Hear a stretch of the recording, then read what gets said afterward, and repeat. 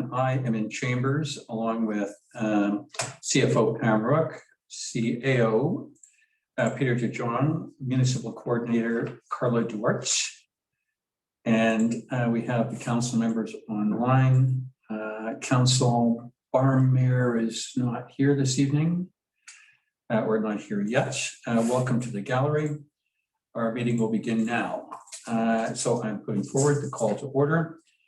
For the council members, there's an adoption of the agenda, and I'm looking for a mover, and as I will move, I'm looking for a seconder. If the agenda be varied to commence the closed portion of the meeting as the next item of business and to engage in a trial period of having the closed portion precede the 7 p.m. regular open meeting time slot until further notice. I'll put that motion forward. Can I have a seconder? Councillors, unmute your hands. Thank you, Councillor Bain. Any discussion on this point, councillors? And I would ask, I'll call a motion. All in favor? Yes, Councillor Abbott?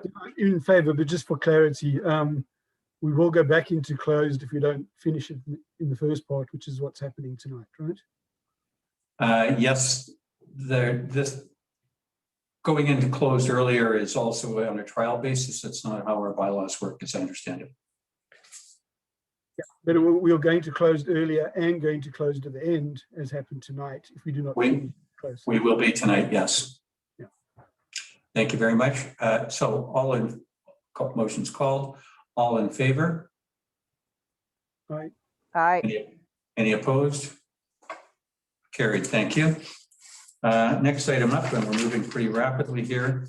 And I'm going to look for the gallery, and if you could,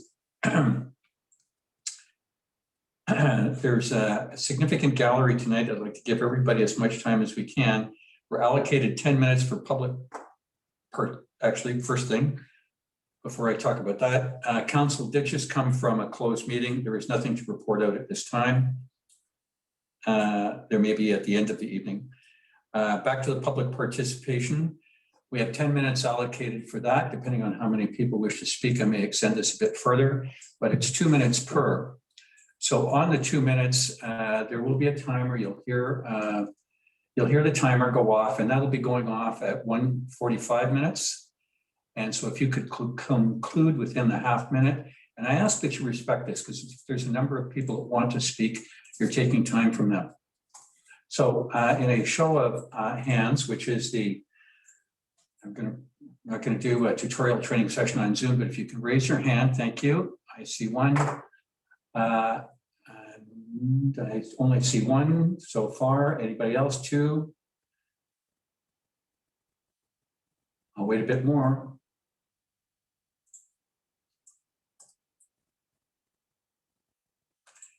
If anybody feels they'd like to participate, please, as you've done, you can see the hand icon raised. We'll begin now, and I'll ask Mayor Broughton to be the lead on this one. Good evening, Mayor Broughton. You have the floor. You have the floor, Mayor Broughton. Okay, hello. Hi. Hi, Ron. Actually, for some reason, Brenda's name is showing up on the screen. It's Michael Broughton. It's fine. You have the floor, Mike. Okay, thank you very much. Sorry about that. That's very odd. No. Okay. We'll start you now, Mike. Okay, thank you very much. Okay, residents require a change in culture and approach in Lions Bay. First, we've moved from one of the lowest tax rates to one of the highest, the second highest, in fact, in BC. And our very high home values would normally dictate a lower mill rate, but this has not been the case. Second, we must have meaningful, respectful projects understood, supported, and appreciated by residents versus projects that some are considering questionable. Residents are being kept from a respectful experience at the Beach Park washroom. At the same time, are told unwanted steps and sidewalks are more important to council. So third, we have moved from one of the highest per capita recipients of grant funding to no grant funding since 2016. Residents must be asked how our money, that is our taxes, should be spent. Residents must be consulted. Lions Bay residents value consultation, and until meaningful consultation can occur post-COVID-19, major expenses requiring consultation must be put on hold. So 3 points I wish to leave you with. Residents require a 0 tax increase this year and a removal of So that 10%, it apply to us. 0% tax increase, I'm sorry, and a removal of the 10% infrastructure levy effective immediately. Residents have absorbed over $386,000 in additional taxes in just the past 2 years. And at least one of those years have been very tough for many of our residents, 2020, and 2021 may be tougher. We've had over 13% tax increases during a time that the cost of living was less than or about 2%, 2019, 2020, and only projected as 0.5 in 2021. Second point, the Lions Bay connector is an unneeded and unnecessary expense and unwanted. Number 3, Lions Bay must aggressively and effectively pursue grant funding. So thank you very much for hearing the concerns of Lions Bay residents, and thank you very much for listening to me. Thank you. Thank you very much, Mr. Broughton. And I believe, Tamara, your hand, Michael, if you could put your hand down. Tamara, if you're ready, we'll let you start and we'll start timing.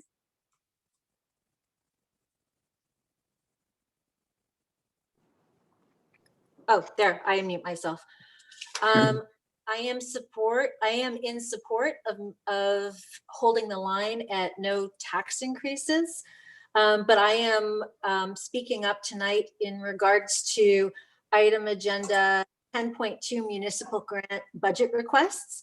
And I am speaking out against the Lions Bay School $9,800 municipal grant request for the following reasons. Lions Bay School is owned by School District 45, and $7,200 worth of capital assets will become the property of School District 45 and can be redeployed elsewhere at will. This request will not only serve every member of the community or even all community learners. Only 32 children will be served, and not all of them are from Lions Bay. $2,600. The request also includes a $2,600 worth of excursions. And I think that they should be covered by parents, school budgets, or fundraised through the PAC. Parents, not taxpayers, should pay for their kids' field trips, period.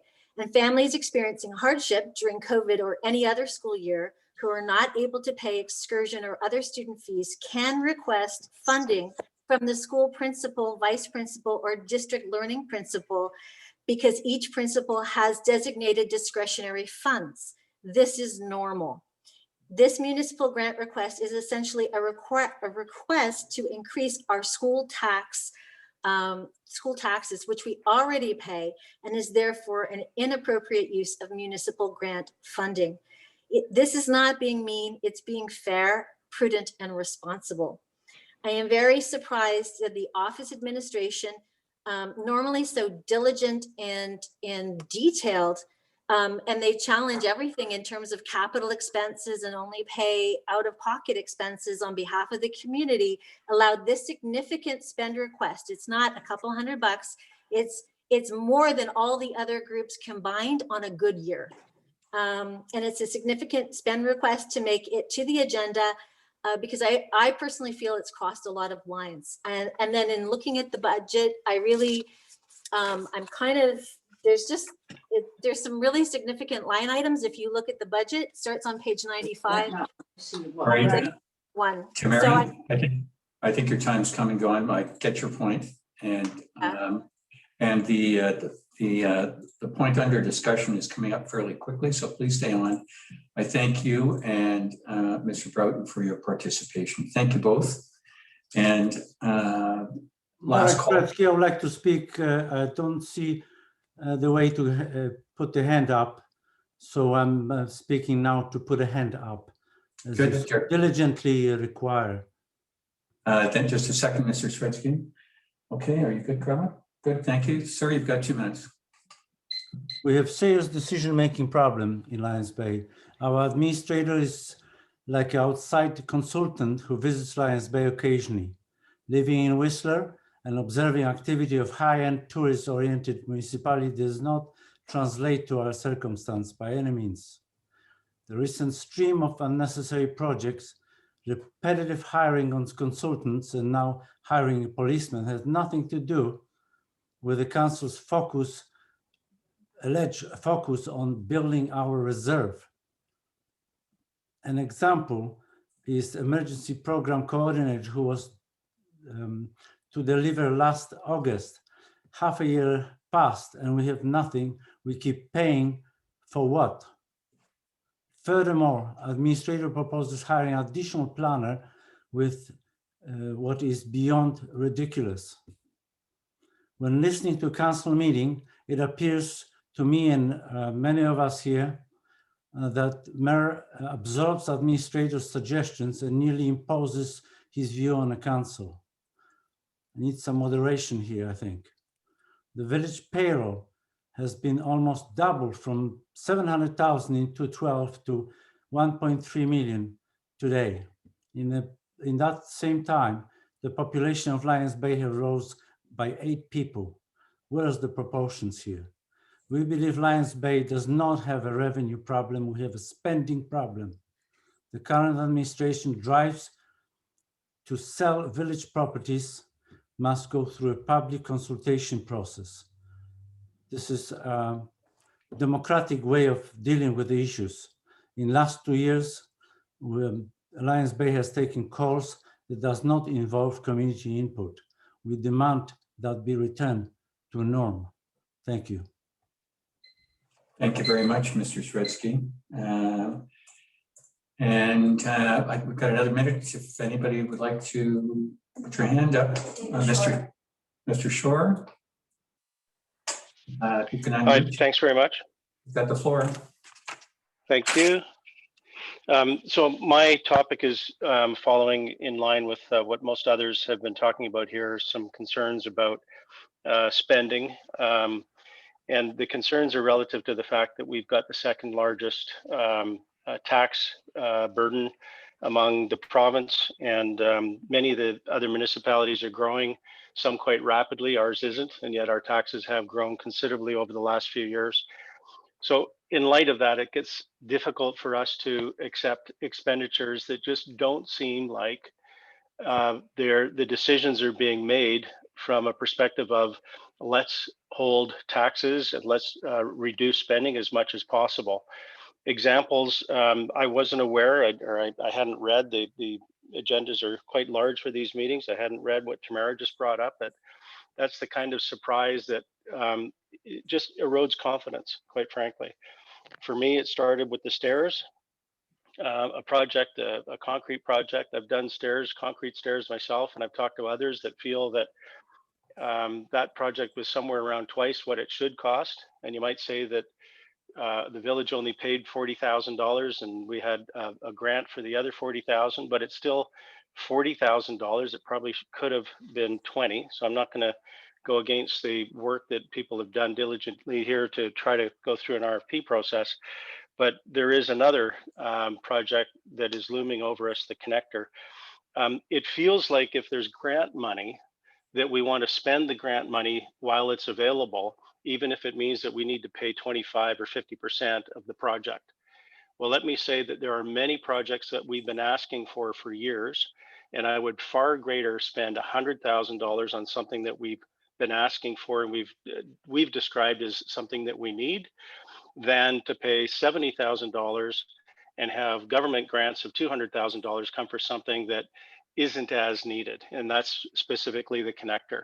So at this point, I just want to ask the two councillors that voted in favor of this, Councillor Barmier and Councillor Kleinleft.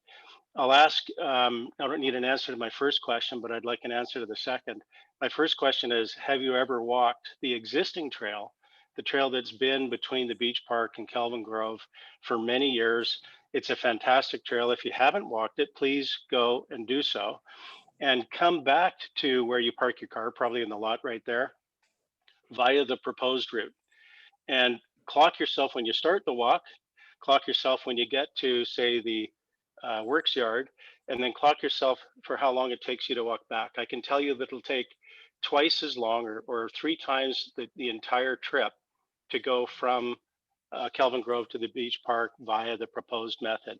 I think the proposed track has some benefits if somebody's trying to get from the bus shack to Kelvin Grove or from Lions Bay or the bus shack down to the beach. But I'd just like to have an opportunity for the municipality to have some say on how this is done. So the question I would like answered is, would Councillors Barmier and Cunliffe consider a motion to reconsider the project and allow us to have a full scope of the project, which was never passed before, and have consideration of the residents in that project? There you go. Thank you very much, Mr. Shore. If I could just interject and answer on just the one point, Mr. Shore, I have walked that trail many times from my home down to the main beach.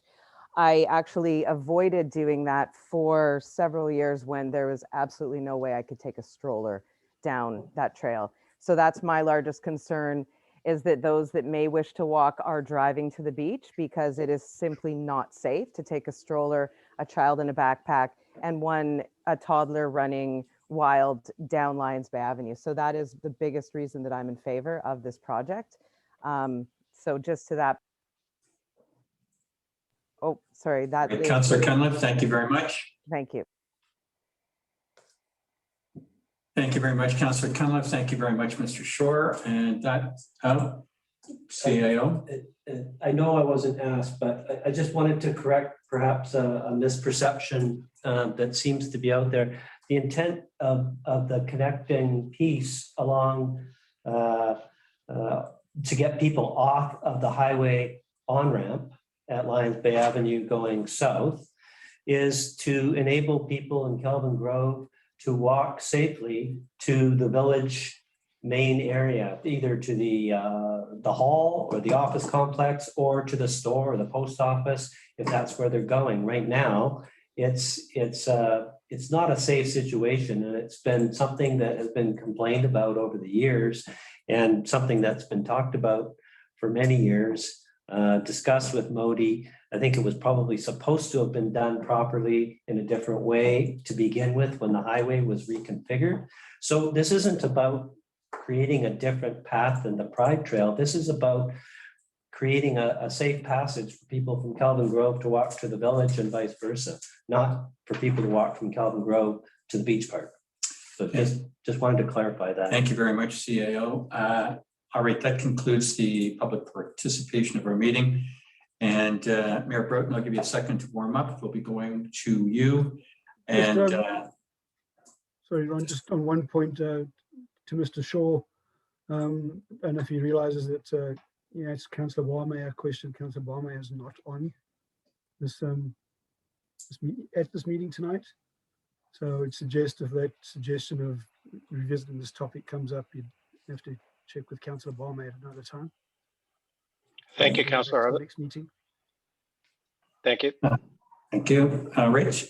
So Mayor Broughton, I'll give you about another 30 seconds to get organized, but I'll give you the fanfare. Mayor Broughton is going to speak to us for 10 minutes regarding the 2021 taxes, the connector project, and the waste treatment plant. And Mayor Broughton, the alarm will start when I give you the green light to go, and it'll sound again at 9.5 minutes. And if I could get you to conclude within 30 or 45 seconds after that, it'd be appreciated. Thank you. If you're ready, Mayor Broughton, you can start.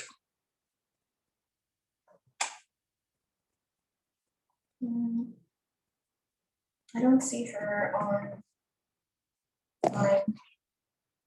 Do you?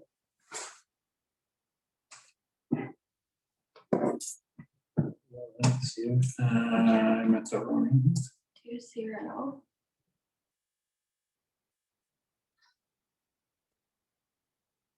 I don't see Mayor Broughton.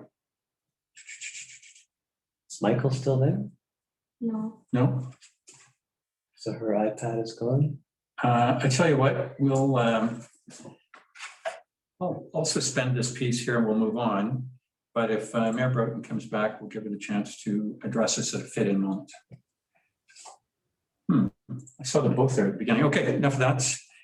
So we'll just park item, the public delegation piece and go to what is on my agenda, item number 7, which is review and approval of the minutes of prior meetings, and that is the one for January the 19th. And I'll put forward that motion that the regular council meeting minutes of January 19th be approved as circulated.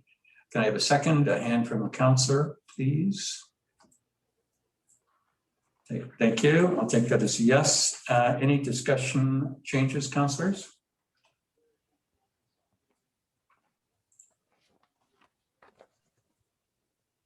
No changes, but I do have a few things under matters arising.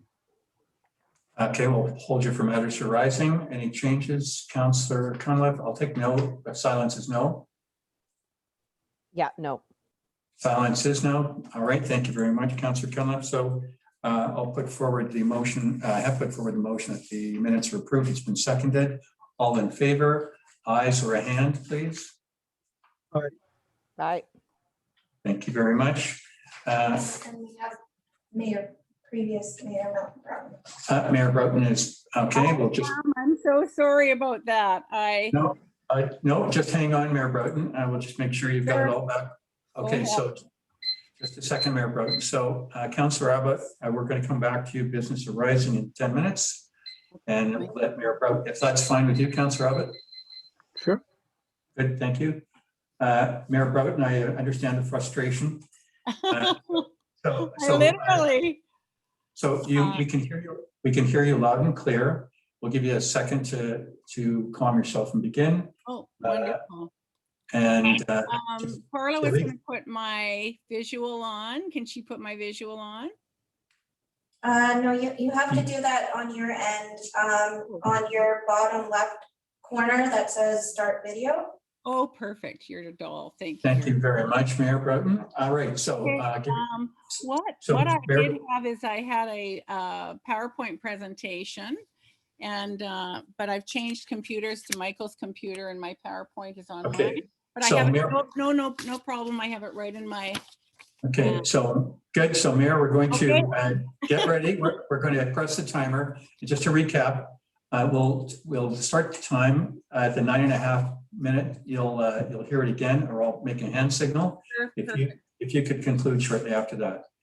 So Thank you. Mayor, if you have the floor when you're ready. You have the floor. Listening to the council members and senior staff and those attending, I'll go right into it. So the first 3 points, the overview is a 0% tax increase, reconsideration of the Lions Bay Connector resolution. Thank you, Peter, for those comments.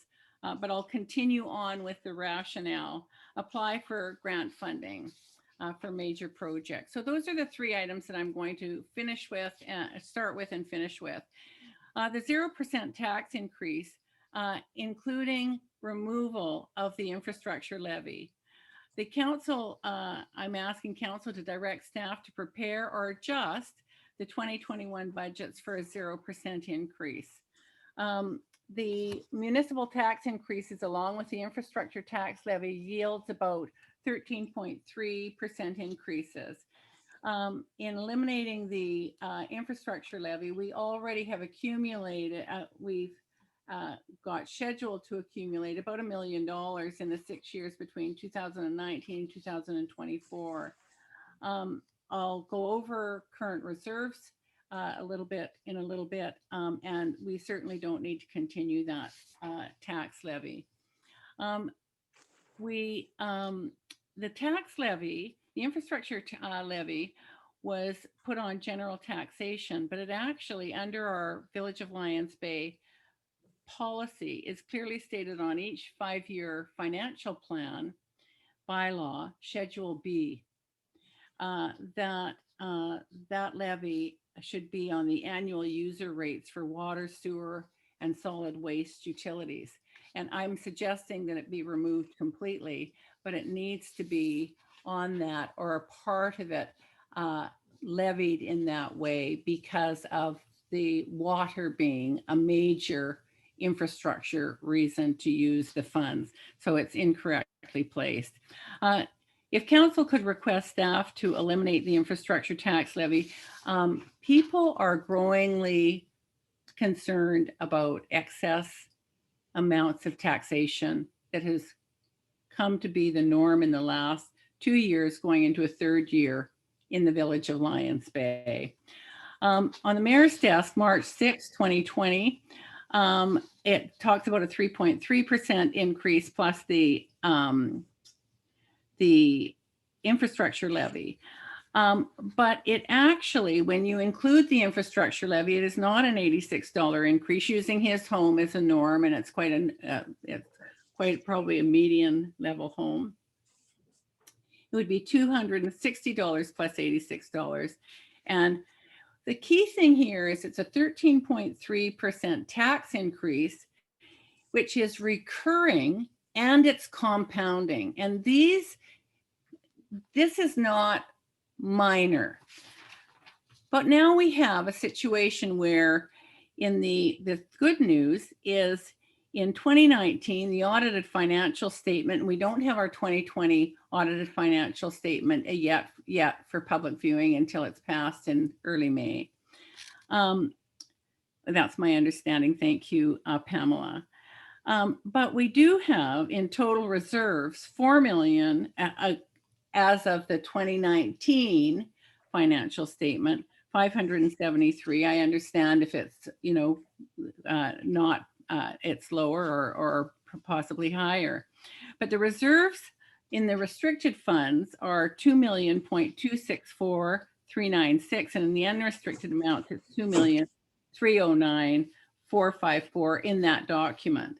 And I believe that there's been further property sales since then. I want to go on again in this framework of taxation, property sales, getting money in. I'm going to hold it up for you guys, okay? Because it's a picture, it's a photograph. Can you see it? No, It's, oh, Daisy. Can you see it? Yes. You can see the photograph. The photograph was taken this Sunday at 11:30 in the morning over at the Kelvin Grove parking lot.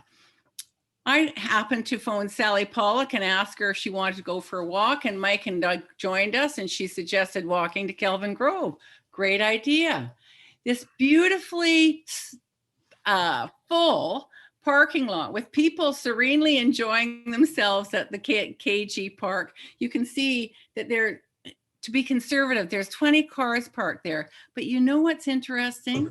There's not one car parked on the street of Kelvin Grove. It's peaceful, you're walking down, and that's what the community wants. We must not sell public parking spaces because we can't retrieve them. If any of the people on here right now felt like, oh, I'm going to take my dog down to the dog beach, where are they going to park? Kelvin Grove, importantly, on Tidewater Way, has large ditches. And for anybody who wants to go for a really important drive, hopefully safe, on one of the November or February rainy evenings, they will see why those ditches are actually essential. So it's not easy to park off-road on Tidewater Way. And the community, it's taken years for the community to come to a sense of peacefulness about what's there. So the proposed sale of the Kelvin Grove parking lot is something that I asked council to simply not now or not ever consider. I just think we don't sell a community asset like that. We don't consider selling a community asset like that. And certainly the relocation of the tennis court in order to facilitate the sale of that land, the tennis court perhaps will be relocated, I don't know, but not to that particular location and not without public consultation, as the official community plan would encourage council to be involved in. The reconsideration of the Lions Bay Avenue connector is a good example, and I hear what Councillor Cunliffe says, and I hear what CAO DeYoung says, but we must go to not what we'd like most, not what we'd like to push ahead, but what our community does. Our community consults. It develops a project in reading the page 151 to 160 in the December 15th agenda. There's no way that I know what that project is. And it's not that I need to know, but as a result of being in the 2 evening strategic planning meetings, as we were invited to have our say in the end of November, it suddenly came up, and there wasn't a person who was in attendance that wasn't surprised. Now you might say, oh, there were 7 people or 5 people or 10 people. I don't know how many people were in attendance. They were all seasoned community members. And that creates a culture of safety, of moving ahead wisely. It's so important that those voices are not minimized. The cost, as previous speaker David Shore said, there are situations such as the beach washrooms that are so badly needed to have tiling and the fixtures replaced and made clean, COVID safe, etc. And lastly, do not tax and spend. And what's happened is certainly I and Michael, and I believe every single person here, including council and staff, are extremely busy and in their own lives and do not need to be looking at researching this kind of item, but have needed to. And because of the incredible community concern that's come up, please apply for infrastructure grants. Our member of parliament recently released his table of infrastructure grants. Lions Bay didn't receive a penny.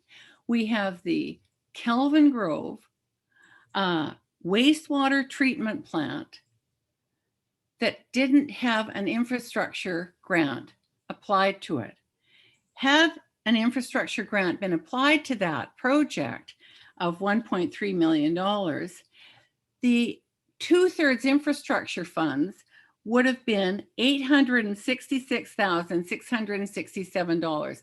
This is a solid case example of why when during the time that I presided, when we put in the Magnesia Creek water intake, it was 2/3 funding. When we put in the UVs, it was 2/3 funding. When we did Lower Lions Bay, water in the ground, all new pipes, it was 2/3 funding. When we did Brunswick Beach, it was 2/3 funding, and all throughout the village. So please, I implore council to make sure that you apply for grants. And my understanding is that there's a new infrastructure green grant. Mayor, can you wrap up? Yeah, I'll thank you very much. So my last slide, 0% tax increase, eliminate the infrastructure levy. You've got lots of money, and now we've got the Village of Lions, and my thing was written before, the Village of Lions Bay, $603,000 COVID grant. Apply for grant funding. Grant funding is real money. It's when we know that we have a project such as the wastewater treatment plant, we knew that. Please make application, please lobby. Thank you very much, Mayor Broughton. Okay, I'm just going to finish with this last line. Lions Bay does not have a tax and spend culture. Thank you for your time. Thank you very much, Mayor Broughton, for your involvement in the community, and thanks for being in delegation. And that concludes that portion of our evening, and it'll be fairly late when we get to the next one. If you are still here, we still have a large gallery. So just to go back to where we were, so it was business arising from the minutes, and Councillor Abbott, give you a second to pause if you had some items that you wanted to bring to our attention. Okay, I do. First one on page 32. First section 7A1, last point there, but this council strategy of council strategic priorities. I was, it's not minuted, but I know I was asked to add the 12th being the roads and drainage, and I sent something to staff a little earlier Could we review that now? Just a second, Councillor. You received that, did you? Yeah, that's been received, Councillor Abbott, and I've added it to the document. I think, Councillor Abbott, your comments reflect all of us, and so it's in. Okay, as I wrote it, thank you. Thank you. The next one, a minor thing, but maybe I could have brought it under the review of the minutes. Lower down on that page says walls in a series of over 1.4 meters high. I think that's meant to be 1.2 meters high. Certainly that's normally 4 foot, what these regulations use. And I think that's what it says in our soil deposition bylaw. So maybe I think you're right, Councillor Abbott. I think you're right, Councillor Abbott. So we'll make that change. Thank you. On the bottom of page 32, and this is about the BDO reports, we had a discussion enclosed earlier about one of the questions I had, but the other question I asked was on this rebuttal of the audit risk. The CFO have a chance to find out what that meant or why we seem to be reading it wrong? That's on the agenda under It business is? or unfinished business. Yes. Point B. My apologies. Okay. It's okay. I'm just going through my notes. If there's anything else that's already on the agenda, let me know.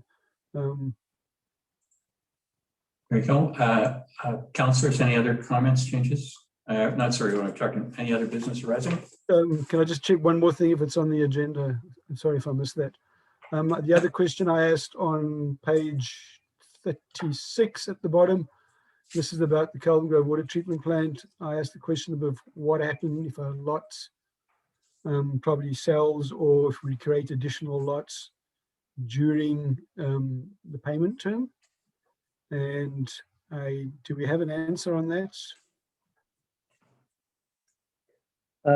Yeah, we've included the lot that the municipality owns that is for sale, so it's counted as one of the lots. And if additional parcels are added during the 10-year term of the parcel tax repayment, then the roll is revised by the tax collector and republished, and there's an opportunity for people to provide feedback if they have feedback to provide at that time. So there would be a recalculation then? Is that what you suggested? Yeah, yeah. Okay, and then someone that paid the full sum up front would then be getting a credit of some sort, I take it? No, that's a decision you make. If you pay up front, that's it. So probably another reason that weighs against paying up front. Because you're not part of the parcel tax. If you pay up front, you're actually not part of the bylaw. Yeah, you get probably that's a good clarity for some people who are thinking of paying up front. Yeah. I didn't notice that in the report we had, so maybe we should add that. People might want to know that. And my last one was page 38. Councillor Barmeyer expressed his interest in co-chairing the committee. I was just looking through the earlier. Did we make that decision? Is Councillor Barmeyer going to co-chair the CAC?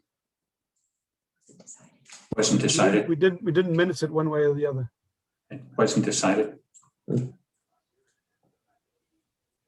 Okay. So are we revisiting that at some point? Or? Norm expressed interest in co-chairing, so I think when the committee first meets, we'll make those appointments at the time.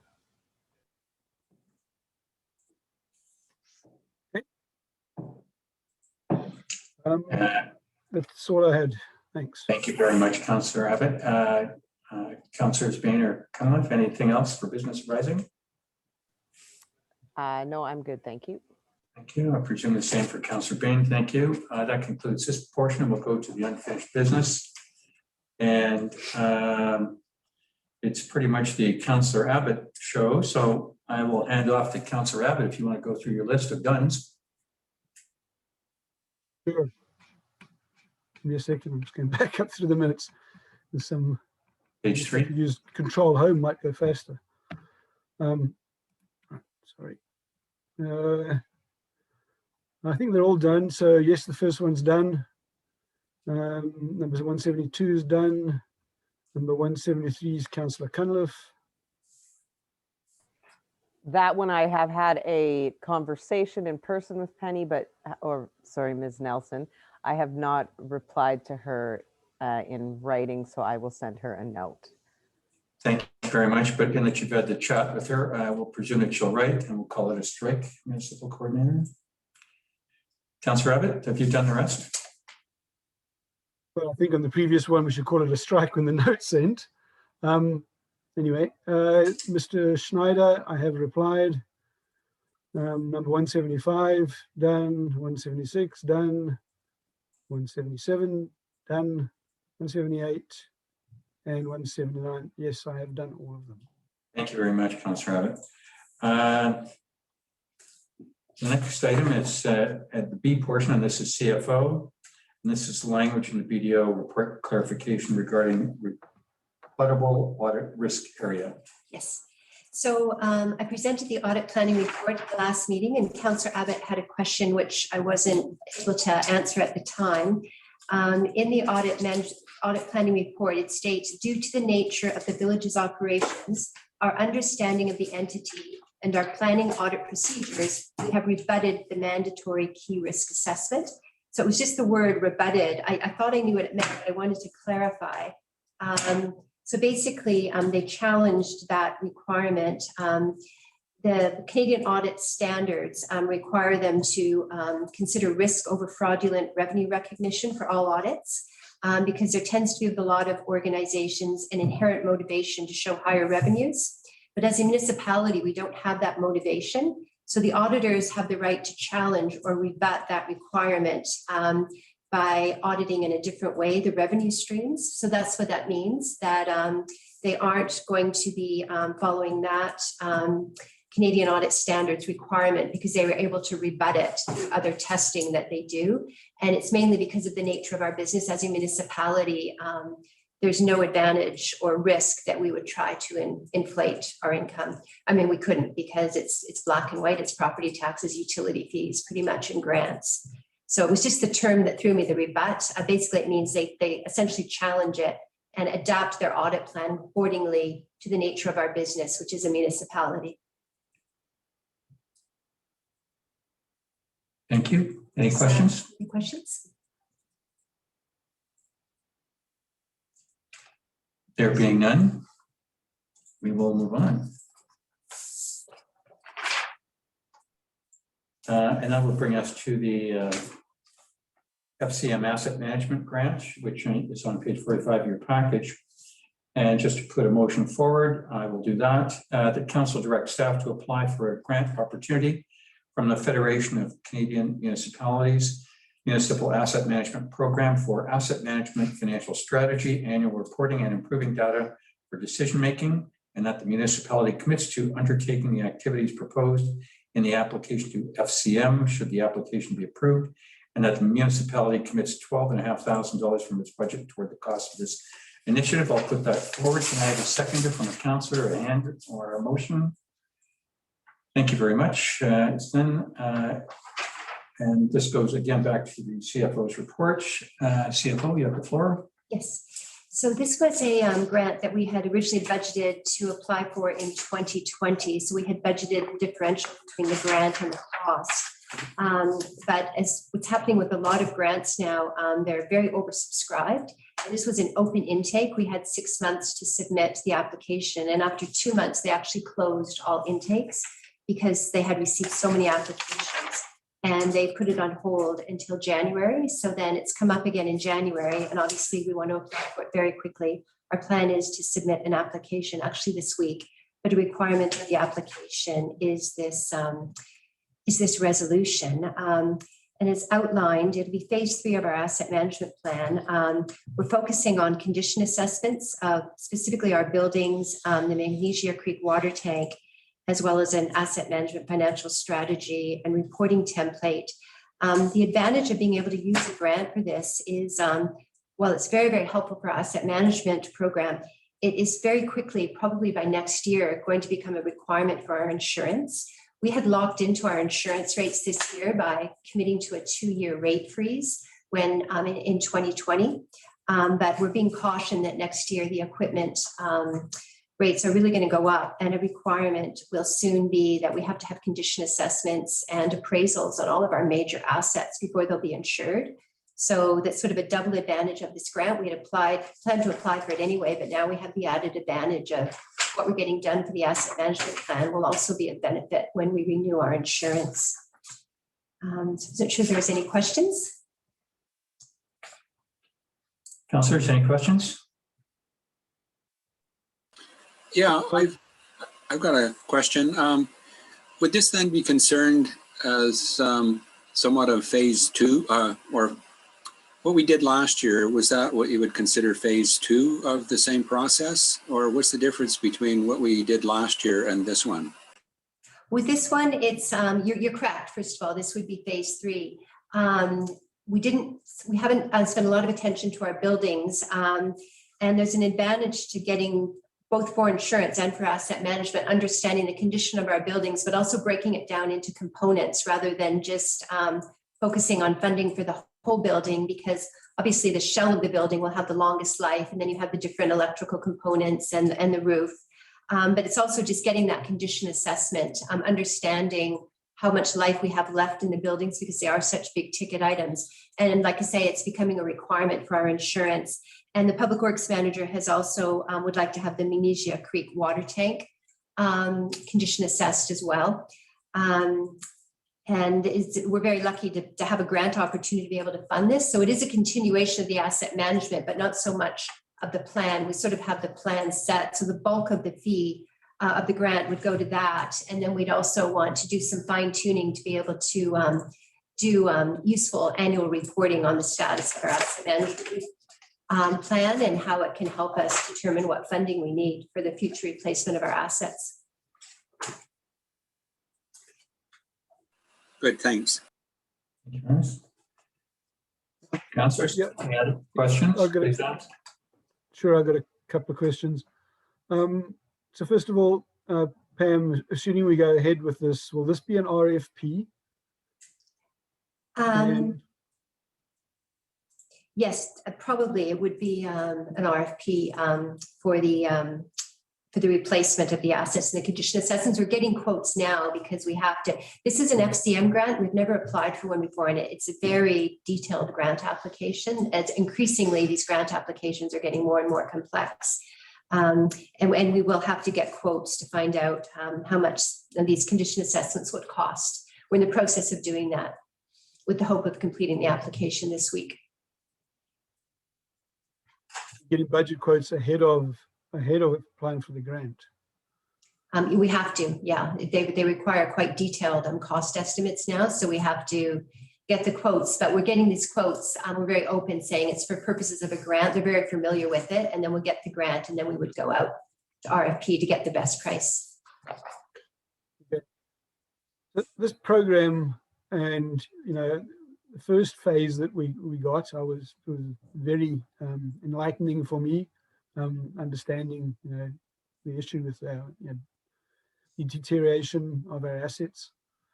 The phase two, I'll be honest, didn't get me as excited because it just seemed to be more of the same and very high level. But is this phase three? Is phase three the final phase? Is my first question. And secondly, so this is where we actually get a more technical, professional opinion of the status of our asset. Is that correct? Well, just for the buildings, because I think sort of the point with the way we did the second phase, our asset management, when you use your staff and you try to cut cost, condition assessments are incredibly expensive. And when asset management first came out, a lot of municipalities jumped right in and spent hundreds of thousands of dollars getting condition assessments of their assets. And the approach we took with the consultant we went with, he found when you used, he would compare the results you would get when the staff and just people who knew the assets did the same condition assessment. You came out with a very similar answer in terms of what your funding gap was. So you avoid spending a lot of money. Like with the budget we have for this project, we may not even be able to get all of these assets assessed. That's how expensive it is. So we were trying to limit it just to the buildings because that's something that you really often need an expert to do, and the water tank. So that was sort of the approach we took with phase 2, was we really kept the cost down in terms of that asset management plan. Like they were a fraction of what other municipalities have paid for asset management plans to pretty much come to the same answer, because it's not a black and white answer. You just need to get a sense of the useful life, how long you think the assets are going to last, and what your funding gap is as these assets reach the end of their life. And that's what we got with the second phase. It was very helpful, I found, for staff, and it helped me get a handle of exactly how much of our funding shortfall was. We just got a ballpark figure with the first phase.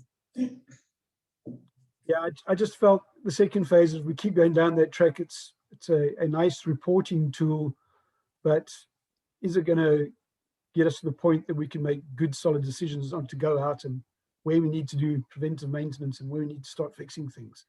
I think I hope that this isn't that just the ongoing high-level reporting tool that keeps reminding us of an infrastructure deficit, because I think we got the message. And hopefully you're not spending more money just to get that message. No, we're not. But I think you'll find in the March 2nd presentation, that's the capital will be presented there. And that's when we'll be talking about what our gap is. And now we know we have reporting that we can say how many are past their useful life, the dollar value, what's going to be at the end of the useful life for each of the following years, how that compares to our reserves. Because essentially when an asset's at the end of their life, we didn't have that information in phase 1. We have assets now, millions of dollars of assets that could fail at any time. And do you have the money to replace them? So that was sort of what I saw with second phase. But to answer your question, no, we won't be going down that path with this. We're targeting the items that we feel we need a condition assessment on, and we're sort of piggybacking onto the insurance benefit as well. CFO, is it correct that we require this report if we stand any chance of getting a grant on any of these topics? Well, we need this resolution. It's a requirement of the grant application. Okay, thank you. All right, councillors, any more questions? Yeah, we got a short timeline and we missed the last one, so it's. We didn't miss the last one. It was just that the money was gone very, very quickly. So that's what I'm saying. What I'm concerned. So sorry, Pam. What I'm concerned is if we jump on this fast, the same thing might happen. Right? Yeah, there's no guarantee. This is also a grant that's difficult to get.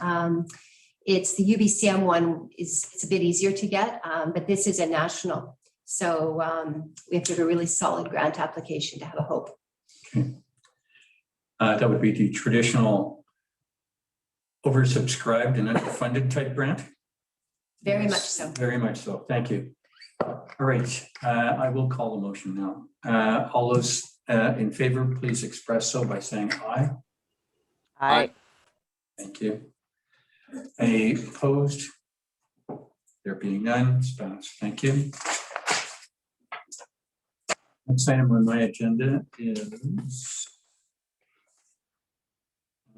item 9, which is the 2021 municipal grant applications. And I'll stop here. 2 points. I'm going to recuse myself, not for any reason of pecuniary interest, rather for perception of appearance. I've spoken to Councillor Bain, who is the alternate deputy mayor during this quarter. So I'll ask that he take my stead when I leave. I would also ask that as I'm departing and when Acting Mayor Bain takes over, that the CFO explains the research on the grants and the CAO provides some advice with respect to having the applicants join into the meeting if they choose to. Sorry, Mr. Mayor, can we just get some clarity? You're recusing yourself on the community school PAC grant application? Yes. Are you staying for the rest of it? Well, I guess you can get the big one first. What do you say? Okay. Okay. Well, let's carry on then. So, CAO, have you got some introductory remarks you want to share with us? Yeah, I was going to suggest that you consider putting forward a motion to allow for representatives from any of the grant recipients to speak during the meeting if council has any questions in respect of their applications.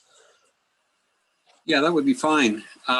So let's make the motion that the proponents will be permitted to answer questions then. Favor.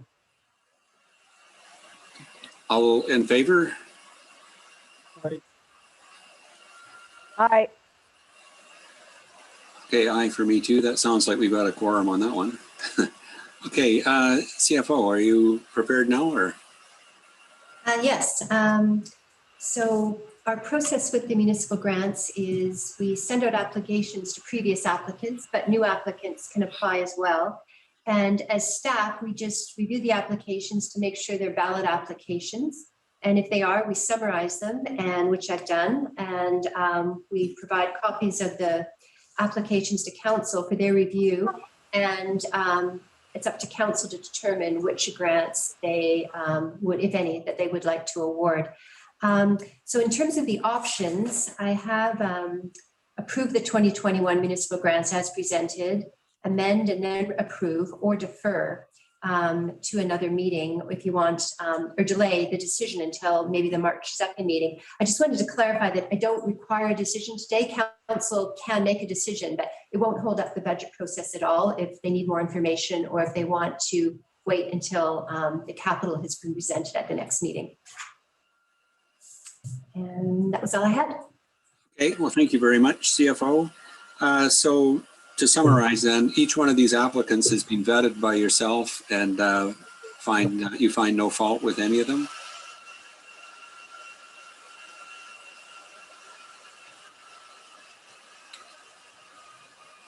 Oh, sorry. CFO Rook, are you with us? Sorry, I didn't hear that. I apologize. I was speaking to the CAO. Is it right for us to assume that you have vetted each one of these applicants and found their applications are all in order? Yes, I have. And then what I was discussing with the CAO, I apologize. I should have brought that up as well.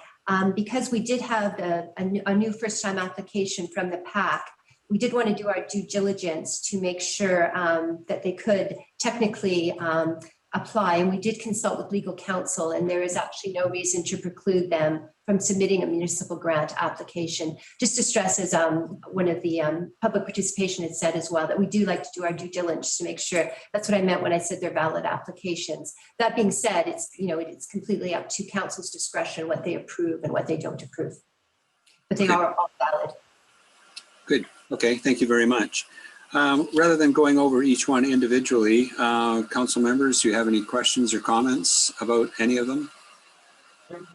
Well, I have a question or comment about the PAC grant. And from what I understood, the mayor has recused himself of that because of the family connection, but I think he wants to come back for the rest of them. So are we just going to discuss the PAC application first? I think that would be procedurally the best course of action so that he can rejoin the meeting once that's done, if there's any discussion or questions with respect to the other grant applicants. Good. Okay. Well, so be it. Let's do the PAC grant first then. Any comments or questions about that one? Yeah, I have a question for the CFO or CEO, whoever wants to answer it. So in this application, there's a reference to the reason they're doing this application is because of the COVID pandemic. They haven't been able to raise funds as they normally did. And that's the reason why we're having this application. Now, my question is, does that mean this application is linked to the COVID restart regeneration money we got? Because that seems to be implied both there and by some other people's questions, but I think we should clear that up because previously when that suggestion came up, we were told we could not use that money to support any of the school activities or school functions. Yeah, that was my interpretation of the grant, which I shared. That was another resident, Ms. Bradbury, who had put forward a request. So that's why it's come as part of the municipal grant. I'm presenting this just as a regular municipal grant application. If council approves it, it would come from taxation. It wouldn't come from the COVID grant. Thank you for that clarification. Okay. Do we want to speak, Fred, and suggest our motivations, yay and nay, in this at this time? Or I'm sorry, I don't follow you. I just had a question which the CFO has asked. Are we now going to go around the table and ask the councillors to weigh in with their opinions? You say I'm ready to go, or what do we do next? Yeah, that'd be fine. If you can carry on and start with the discussion if you're ready. Can I just ask Pam, could you just repeat what you said? It blanked out on me there for a second. So, okay. Councillor Abbott had mentioned that we've had a previous request for use of the COVID recovery money for the school. And when I looked into it, like I say, it's a bit of a gray area, but my interpretation was that, no, we cannot use it for that purpose. So that's why this grant application, it's presented with the municipal grants. So council can approve it. We've looked into that, or not approve it. It's their choice. But the money would not come from the COVID funds. It would come from taxation. So all these municipal grants, whatever dollar value is approved, like every other year, would come from taxation. It's 1% of the taxes. Okay, that does make it a little bit more challenging, because when you do look at it, I'm a former PAC chair myself and was a fundraising chair prior to PAC chair, so I do understand the importance of fundraising. That being said, we all do pay a portion of our property taxes to school taxes, so essentially it is forcing somebody into participating in the silent auction that maybe they may or may not wanted to have participated in. But this is a really unprecedented time. So it's a tough call here. There's 32 children that attend the school. I can only imagine that's not 32 families. So that is a very minor part of the population which is receiving a disproportionate amount of the grant funding. So it's a tough call. I'm really not sure I'm ready to make a decision on this particular one this evening. Is there any creativity to, I know you said it's a gray area when it comes to the COVID funding.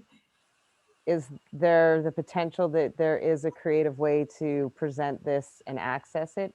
I'm not asking you to answer that right now, but I think I am asking to defer a decision on this particular one until the March 2nd. Jeremy, why don't we hear from the rest of us? Councillor Bain, I don't know, I agree we should defer this. Mayor's left the room. There's 3 of us. We have a quorum. I think we can maybe see if we can get to a decision. I personally agree with much of what you said and what Tamara said at the beginning of the meeting in the public participation. I think we raise tax funds for a certain reason. We all, as taxpayers, pay taxes to the school. But our general municipal taxes were not raised to support the school. I'm very empathetic to what COVID has caused many people, many hardships. And if this was some sort of COVID release fund, as you suggested, it might be a different conversation. But given we've got clarity that this is just a regular grant, even though it may be a one-off, I think I'm comfortable in saying I don't think this is what we raise taxes for. I don't think it's appropriate, and I'm not in favor. Okay, thank you for both of you. Just in the hope of more discussion, how does this line up with both of your feelings towards supporting the school as outlined in the OCP? Does this qualify, or is this a sidebar on it? How do you feel like about that, and how would we answer that question? I guess to be practical, if I look at what Pam had told us, I believe it was last year, and it may or may not still stand, but I'm sure it's close. A 1% tax increase equals $16,000. So we're asking every resident or every resident household for a 0.5% tax increase for fundraising for, as Tamara did point out, there is hardship built into the West Vancouver School District, and it is one of the most privileged school districts in the nation. I think that if there is a shortfall when it comes to being able to go on a field trip and or technology in the classroom, I feel that it would be best asked to the school district and not the residents here. I would be happy to sign up to any fundraising that goes on if there is something, a pizza sale, something, but I do think it's unfair to ask the entire community for a 0.5% tax increase when we've been presented tonight with an ask for a 0% tax increase. Okay, thank you, Councillor Cunliffe. Councillor Abbott, any further comments? Yeah, to Councillor Cunliffe's point, I proposed that we go with the 0% tax increase, and the majority decision was, and we can discuss it later, but it was 3%. But to Councillor Cunliffe's point, we're just going to take a half of that 3% and give it to this one item on a grant. That somehow doesn't seem right, and I don't believe that's what we raised those funds for. So yeah, and likewise, if there's a fundraising event or whatever, I'll be as supportive as I can. Hopefully they can find a way to raise the funds. But it is, after all, 32 kids. I'm not sure if it represents 20 or even 32 families. We're a village of 1,400, 530 homes, however you want to look at it. I don't think it's a fair distribution of what we raise our taxes for. Okay, well, thank you both for your input. I think it's pretty clear now, but should we go through the formality of saying all those in favor say aye, or those opposed say nay? Nay. I would say the nays have it. So shall we? Through the chair, how did you vote? Well, I'll say it's unanimous. I didn't hear nothing. Okay. And back to the CAO. Are you calling the mayor back into the meeting then? Yeah, we'll do. Good, thank you. We'll have a brief rest until his arrival.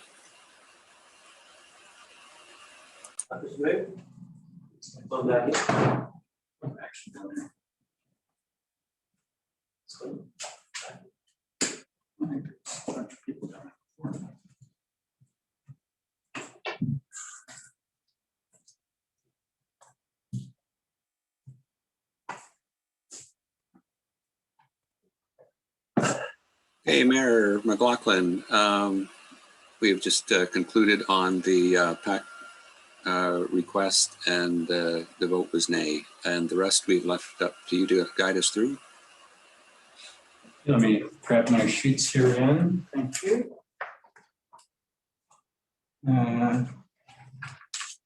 Just to quickly recap, then the ones that have made application are the Trailblazers. I'm sorry, my page is stamped out. I think it's number 48, not 48. 49. 49, thank you. So if I can refer everybody to that. So it's the Trailblazers for $1,250 plus 180 in kind. I'm just going to take them all as one shot here. Historical Sock 500 and 200 for room rental. Community Garden 100 and some public work time and materials.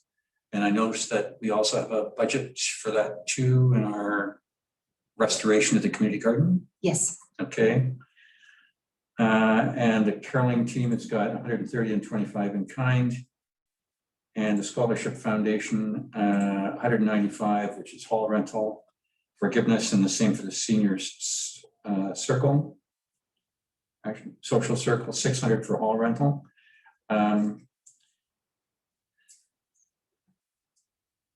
The report by the CFO is pretty clear. I'm not sure that we're picking any of these parts apart. If there's any questions for the CFO, I'll put the motion forward to accept all. I got a couple of questions. And I don't know if there's anyone from any of the grants on the call. I didn't go through the whole list. The grant for the Trailblazers includes in-kind grant for tables. Is that a rental charge that we normally charge for the tables?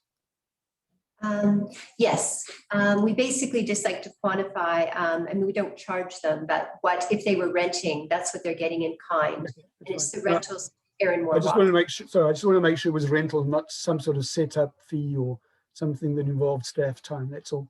That's fine. I'm happy with the answer. And then if there was any of the Trailblazers on the call, last year they didn't do the Edinburgh Walk. They're budgeting for it this year. I would question whether it's actually going to happen this year as well. So potentially they're over budgeting a bit there. And yeah, well, there's none of them on the call, so the other questions. Actually, it's, Councillor Abbott, since they marshal in front of my home, I can tell you that they had a very successful walk this past year. Spacing everybody out every half hour and basically doing the walk and, for lack of a better word, single file all day.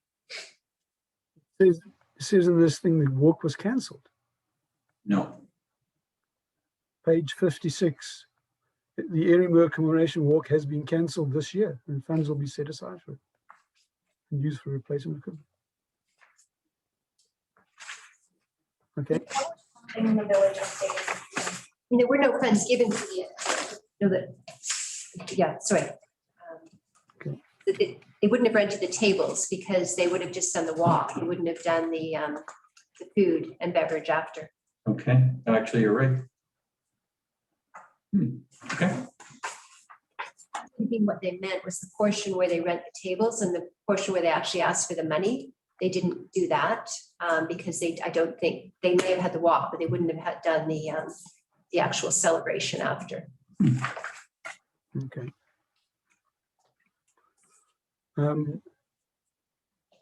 I guess the rest of the asks are mainly in kind. Well, they're all in kind. So yeah, I think I'm good with that. That's fine. Thank you. Councillor Bain, Councillor Cunliffe, are you good? Any questions? I'm good, thank you. Thank you. I'll take silence as you're fine, Councillor Bain.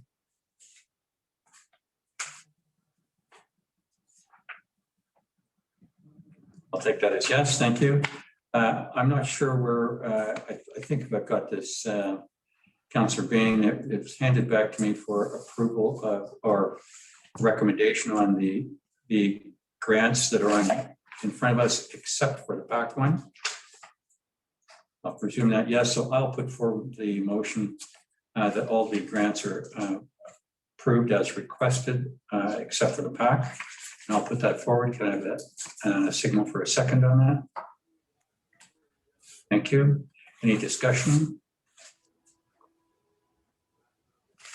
All in favor, please advise. Aye. Aye.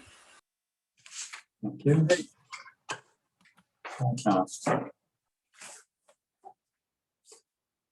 Which brings us, CFO, to the preliminary budget, which is on page 102 of your package. And a bit different from prior years is you're not asking for any guidance. and that it's somewhat premature, you feel, if I've got this right. There we go.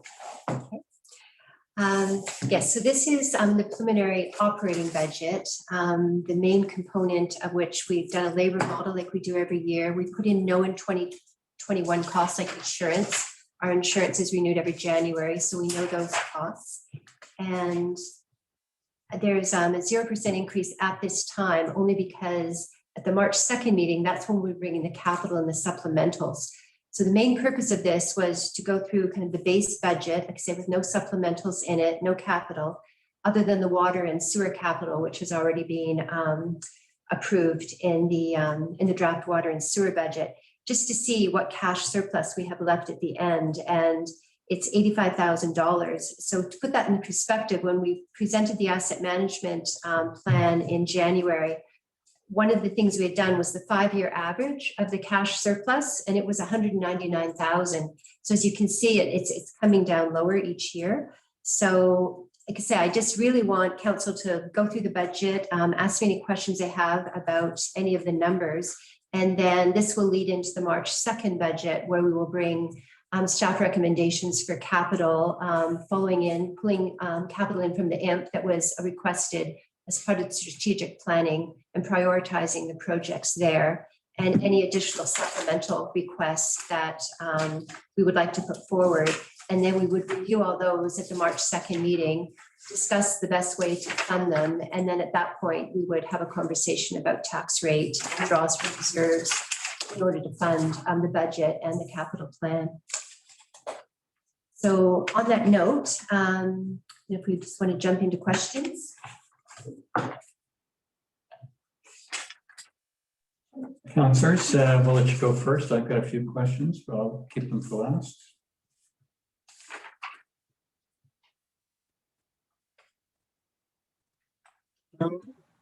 Yeah, I'll go with a couple of questions. Yes, page 105. On page 105, council, the budget for council, 73,491. What is that? That's more than our salaries. What else is in there? You can look at the best thing to do is look at the council page, which is on page 111. All right, that's true. So, okay, I think. Oh no, I mean, sorry, I meant to myself as well. I have to actually look at that to be able to answer the question. I kept the budget the same for volunteer recognition. It had been increased last year because of COVID. Of course, we weren't able to. We still had a lovely celebration, but it wasn't. We didn't use all the budget, so there was a rebudget of some of that. And then we do have, and this is an unknown. We have the 50th anniversary. So I have a placeholder of $5,000 in there, but I would ask that actually for the March 2nd meeting. I know it's kind of hard because I'm not even sure there'll have been a meeting before then, but we'll have to get a sense of what council would like to put into that budget for that. That was probably the biggest increase there. We've got 50th anniversary, $13,000. Okay, that's the big increase. It's the $13,500 for council funded events, but yes, that's around the 50th anniversary. Yes, which is, yeah, if COVID carries on last year, couldn't spend couldn't do any of those functions. And I would wonder if we're going to do it this year as well. So of the 13.5, I'm rebudgeting 6,800. So that was what we were favorable in that account. And the other thing I wanted to point out, it may seem a little odd, is the election. Our normal practice is to put 25% of the cost of the election into each budget. It's actually most municipalities do that. So in the year you have the election, you don't have to tax for the full amount of the election. But we haven't had to tax for the last couple of years because for the last election, we had put aside sort of the full amount for the election, and then we didn't have an election. We had the school election. So the costs were quite a bit lower. So I didn't have to do that for a couple of years, but now I need to start putting a little bit of money in so that in 2022, we will have enough to cover the cost of the election. So I know it looks a little odd having a line with election there, but that's just the smoothing out so we don't have to take a big hit every 4 years for the election. Okay. that was one of my next few questions. I think what I'd really like to do is just go back to, so starting on page 109, the various funds, and look at the expenditures. Consistently through here, and we have, and I've mentioned this before, we have a 2020 budget and a 2021 budget, and we compare one budget to the other. But if we ever compare them to the actuals, we are significantly budgeting for more. So for example, on page 109, you said it's a 0.7% sorry, it's actually a decrease. But if you went to the year-to-date actual compared to what we're budgeting, we've actually had an increase, right? And as you go down through the various other funds, if we go down to, for example, the General Counsel Fund, which we just spoke about, and you explained part of that, there's a 30% increase over the previous year's budget. And if we go to the Emergency Management Fund, we're showing that it's around 9%. It's actually up 39% based on the year-to-date actuals. And the problem I have with it is if we go through these line by line, we find it's all these re-budgeted amounts. But a lot of these re-budgeted amounts are something that we didn't spend last year, we're probably not going to spend, but we keep them in the budget, and it gives this illusion that we need more money just to keep up with the budget. But in actual fact, more often than not, we're creating more money to put back into surplus. And as we go down, there's the General Fire Department. Once again, it's 30% up on the previous year. But yes, there's rebudgeted amounts in there, and there is suggestions that we're going to go for some additional. There was additional capex to go in there. But the point I'm trying to make is, I listened earlier when Brenda Broughton was speaking, and this suggestion that this year is a year to focus on tightening our belts and not increasing our taxes. I don't agree that we shouldn't be increasing our reserves, as well as spending on, more importantly, spending on preventive maintenance to erode this infrastructure deficit. And I don't think I'm suggesting that we go back to years before when all this was created by us having focused solely on keeping low taxes and not putting money into our infrastructure. I'm not suggesting that. That's the wrong thing to do in my mind. And I was in favor of the infrastructure levy for that reason. But I don't feel we're spending that money now, and we need to start spending what we taxed for in some cases on things like preventive maintenance. And I also feel there are many in the village. I'm not one of them. I've got a regular salary through this, who have significantly decreased incomes. So I pitch in one last time, that I believe we should be looking at this 0% increase. And I think we should focus on what we actually spent last year and what are those things we actually need to spend on this year, and not this rebudget and budget on budget, which seems to create a number that's higher than what we probably really need to tax for. I wanted to clarify with the rebudgets. We do go back and we look at the actual, and we examine why we were favorable, and we try to best estimate what we need for this year. The reason I do the rebudgets is because a lot of municipalities don't, and then they'll have taxed for something and they didn't do it. So then they tax again for it in the same year. And I fundamentally do not agree with that. So it looks like we're taxing for it again, but then if you can see on the first page, I'm drawing that money from surplus. So I'm not taxing for it again. And that's a really important point, because I do not agree that to create silos and you budget for money, and once you budgeted for it, it's your money. If you didn't spend the money, we don't rebudget everything.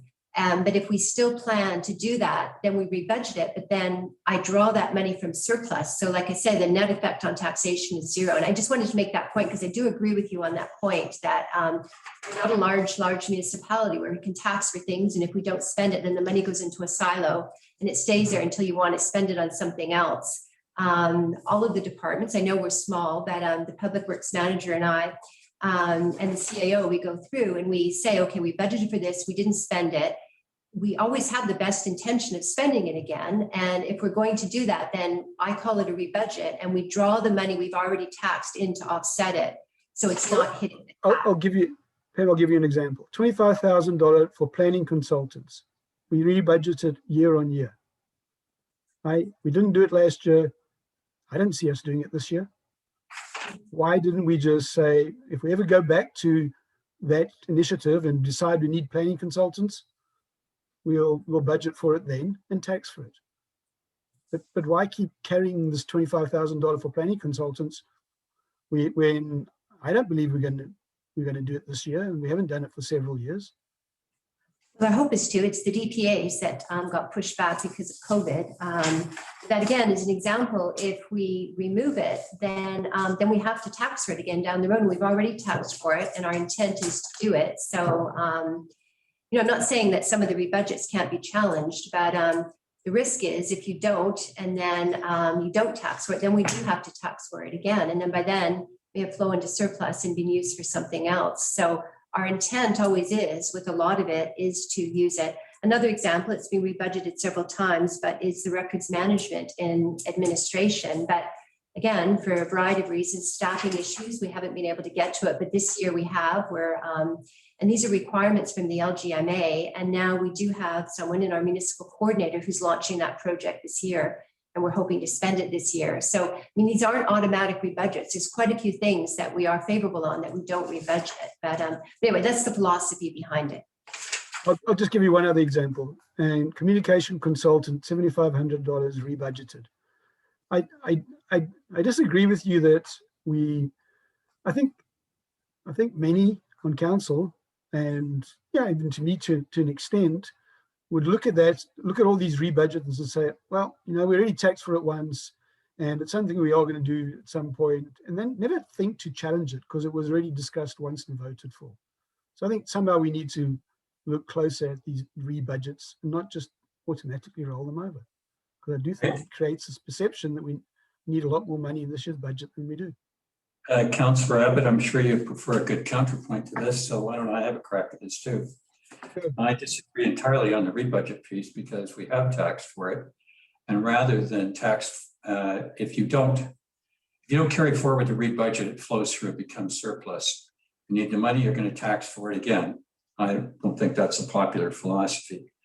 You'd also mentioned that without getting into the nits of this stuff, I'd like to compliment staff on the accuracy of your stuff. I'm just going through on a variety of these things. And just to, as you were kind of in the subsections below, when we do our budget, or when we did our budget in 2020, we looked at the 29 actual and compared it. So just going through the lines by lines, 29 actual for council was 59,000. The year-to-date actual was 57,000 rounds number. So council, the staff under budgeted. That's a good thing. I'm looking at the emergency management. It was 2019 was 33. The actual 2020 was 58. And the reason why is in the explanatory notes what the budget increase is. We can debate all day about consultants, but that's a greater budget discussion.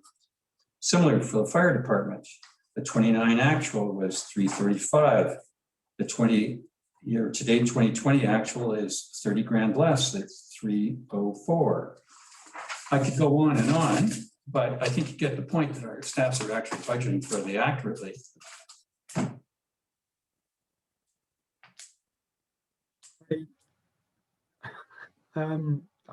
Principally, I don't necessarily agree, because if we keep budgeting for things, rebudgeting for things that we're not going to spend, it's hard for me to understand, and you go through it line by line, there's justifications all over the place on certain items, but we certainly spend a lot less money in 2020 than we're currently budgeting for overall. And, you know, I think we should challenge ourselves. Are we really going to spend that much? You know, Well, I guess, and the other point, once we budget for it, then there's a momentum to spend it, because now it's like paid for money. And I think that the tighter they keep the budgets, the more likely we are to be fiscally prudent. I mean, the opposite of that's happening. I just really want to make this point. Staff do not spend just because there's a budget. And I think that's evidenced by the fact that we are spending less than we're budgeting, because when something's budgeted for a particular item and we don't spend it on that, we don't spend it on something else. So we're being very honest and upfront that, you know what, we didn't spend all the budget. This is what we didn't spend it on. We would like to budget it again.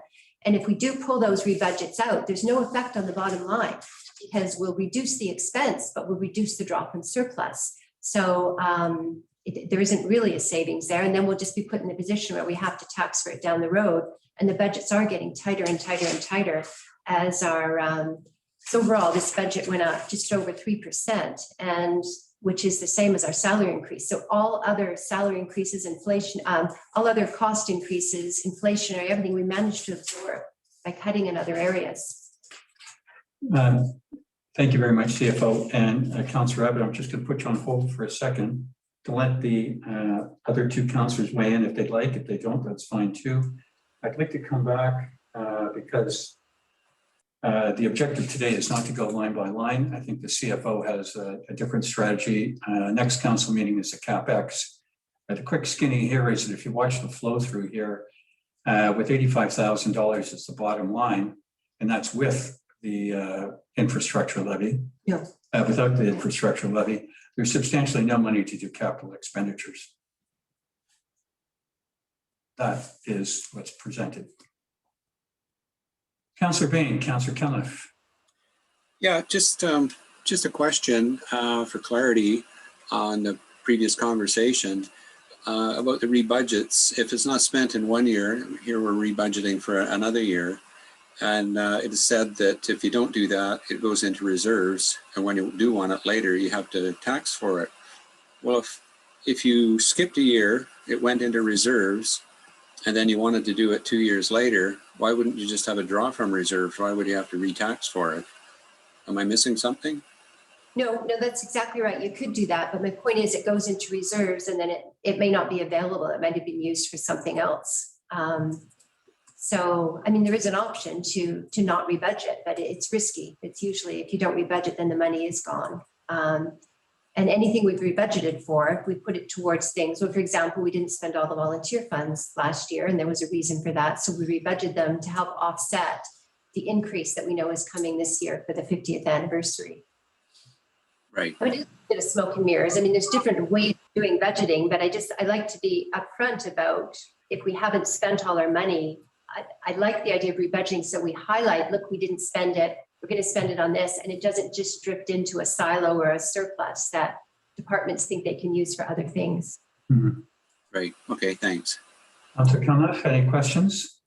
No, I think, Pam, you explained that very well. I do agree. I think earmarking funds that are specifically taxed for is the prudent thing to do. And I don't like seeing money for one thing drifting into something else that it was never intended for.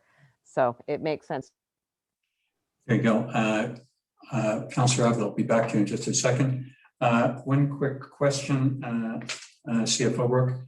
I embedded within this, I saw a couple of times that it was Public Works. The calculations were based on a 6% increase. Overall, yes, this was the overall increase in Public Works salaries because of which is for water, sewer, the Public Works Department and the parks, because of the annualization of a salary. We only had a partial salary in 20. Okay, so that's the yes, the missing person. Yes. Okay, thank you very much. All right, so I'd like to draw, we could talk about this all night and that would be fine. We didn't have other things on the agenda. I'll be back. Two quick things, if I could. I was going to let you close, just hang in there. So I think the piece here is that this is going to come back as the reincarnation next month when we see the CapEx. And I think decisions are going to have to be made in tandem.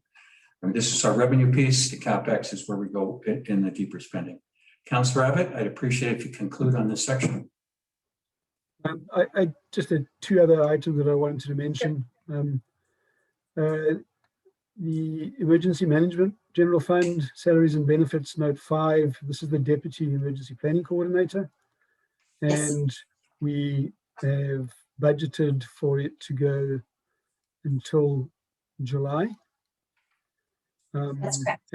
And those tasks will be completed in July.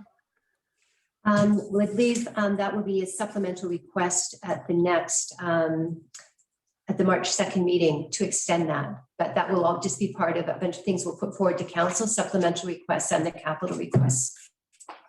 I didn't make any assumptions in this budget about extending anything. If there was a contract, I just put the cost into there, and then there'll be additional requests. Like there's additional fire requests coming in, but the fire budget was just sort of the base budget. There's not an expectation that that role will end in July. Okay. Contract ends in July. Yes, that council approved it in the last budget to go to July 2021. So that's all that's in here at this point. Any other Just one? Sure. Sorry, Councillor Abbott. Just one other thing on the salaries. So there was like a proportionally fairly large swing towards more hours or more salary, more hours be spent on the parks fund. Yes. And less on the works yard. Now, I'm assuming that's because we have that role of horticulturist, whatever we call it, whatever title the job description has, now fully staffed. Was that always the intention that that role would focus exclusively on the parks? Or did we get to that, after we hired, I've forgotten her name, and if the name's not relevant, after we filled that position? So what am I asking? Did we always plan to spend that amount of hours, and the only reason it wasn't shown that way previously is because you didn't have the role? Or are we spending more hours, which is the way it reads, in that role, and less hours looking after the other sort of water and other funds? No, I can let the public works manager speak after me, but it looks a little distorted because the position, it was previously filled by Donna, and she did, her job was mostly horticulture. I mean, she did help out in other areas, but the bulk of her position, there hasn't really been a change. And now her position is being replaced, and that person is still doing that same function. It's just originally it was a 4-day-a-week position several years ago. Then it went to 5 days a week. And then there was a retirement in July of 2019. So there was half a year where not as much time was spent. And then the new position, there was almost a year between filling the position. So that's why historically it looks a little distortive, but we've been fairly consistent with the amount of time total of public works that is spent in parks, because it's not just that position. When other positions work on parks or do parks work, their time gets coded there. But I don't know if the public works manager had anything else to add. We have made a change, and now it's a 5-day-a-week position.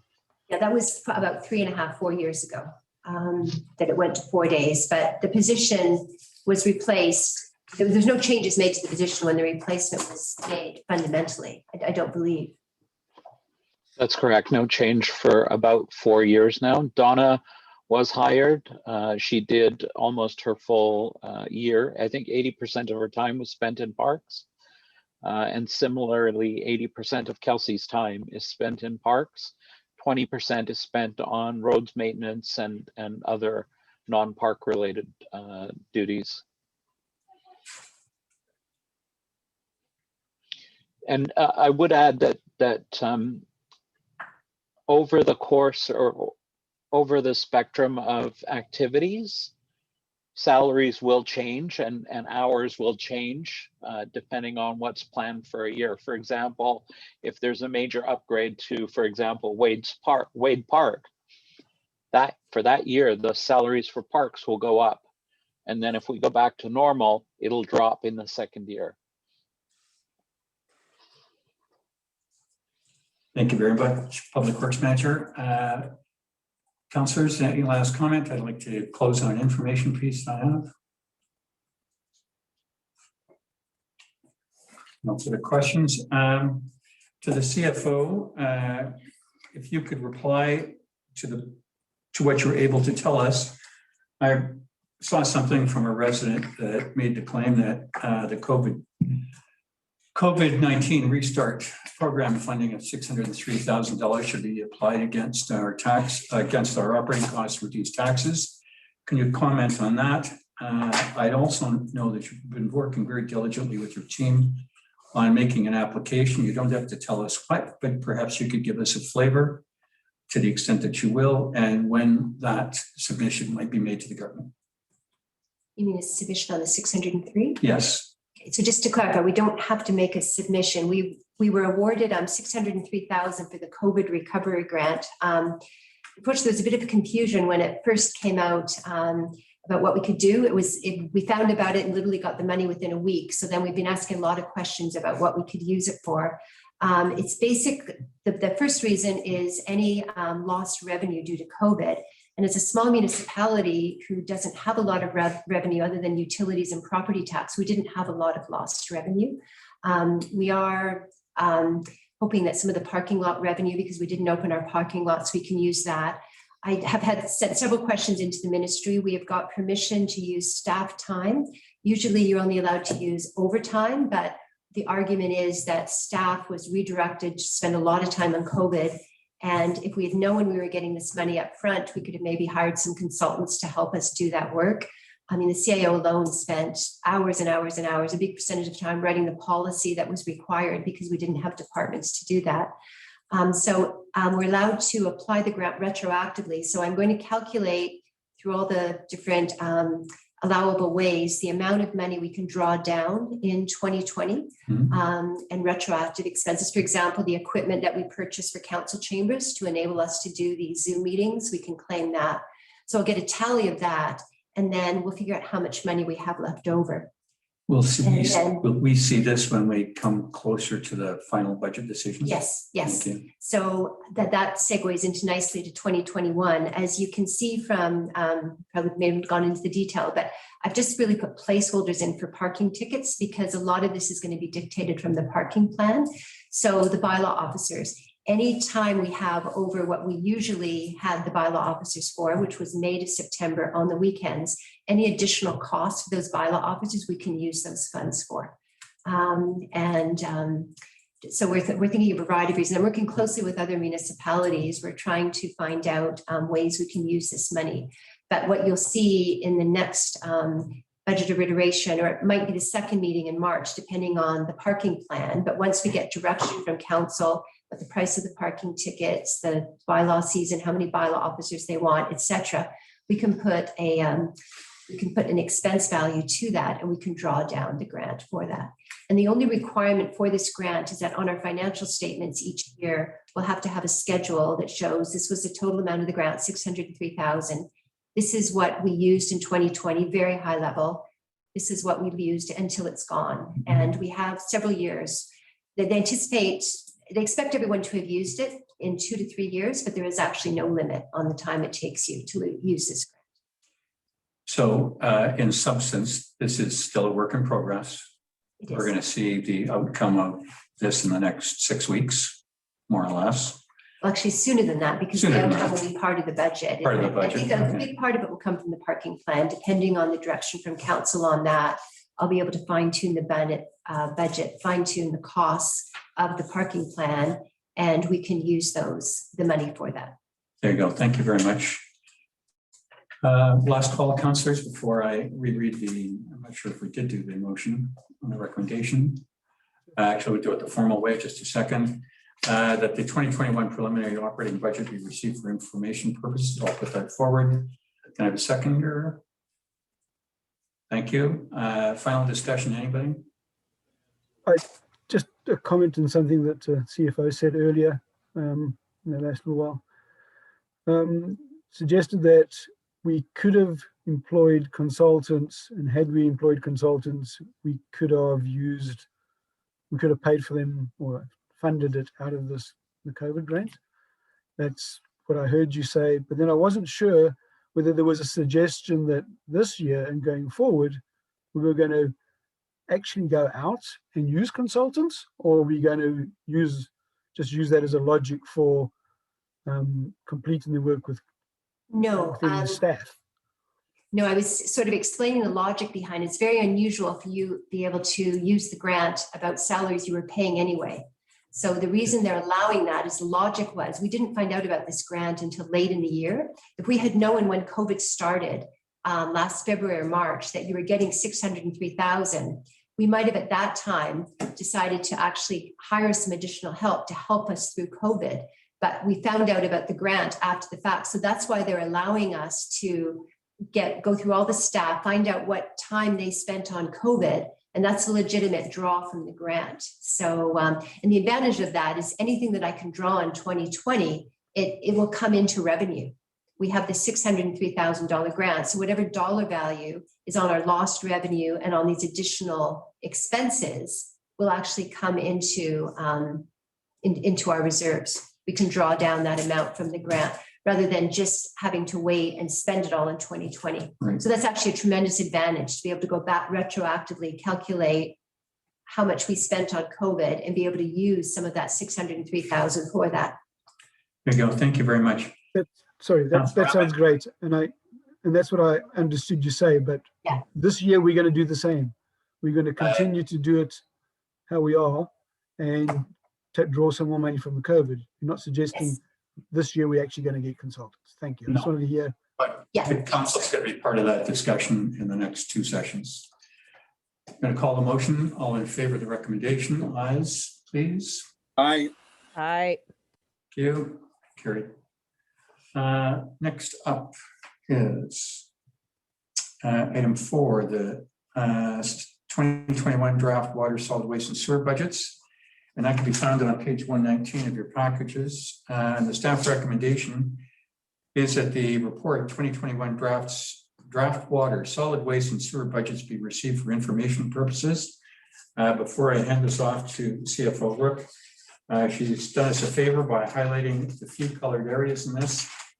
We pretty much beat this to death last time, so if we can move through it quickly.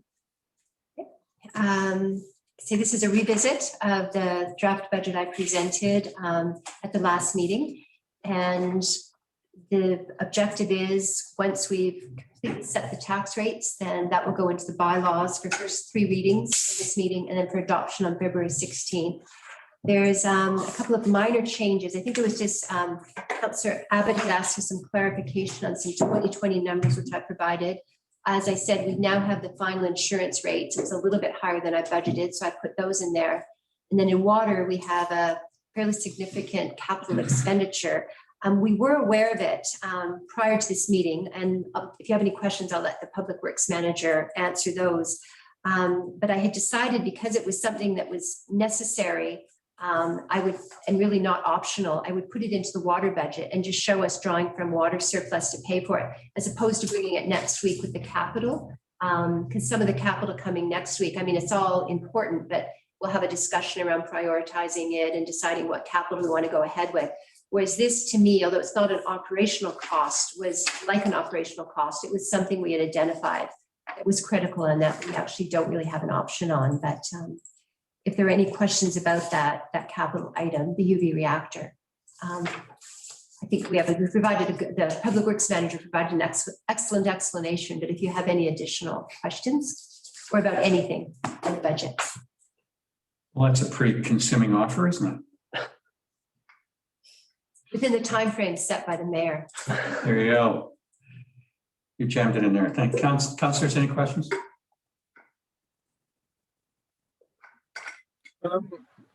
I guess a little on an ongoing theme, and I'll try not to keep making so many examples of the same thing, but on page 123, Upper Bayview Water Main Survey Design, 54,000 rebudgeted or budgeted in capital in 2020, what it actually says. I'm assuming that means rebudgeted, same thing, is it not? It's not Budget, because if you remember last year, all of the capital, we actually technically didn't tax for any of it. It was all being drawn for surplus. So I'm not rebudgeting something that's already been, we're just drawing from surplus again for it. So it's a bit of a distinction.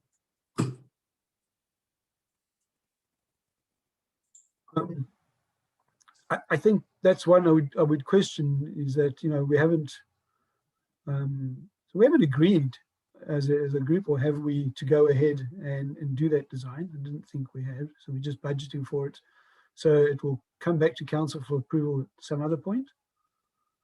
Or is once we've budgeted for it, it's done? Yeah, we went to council. We've applied for an infrastructure planning grant for that, and it came to council at that time.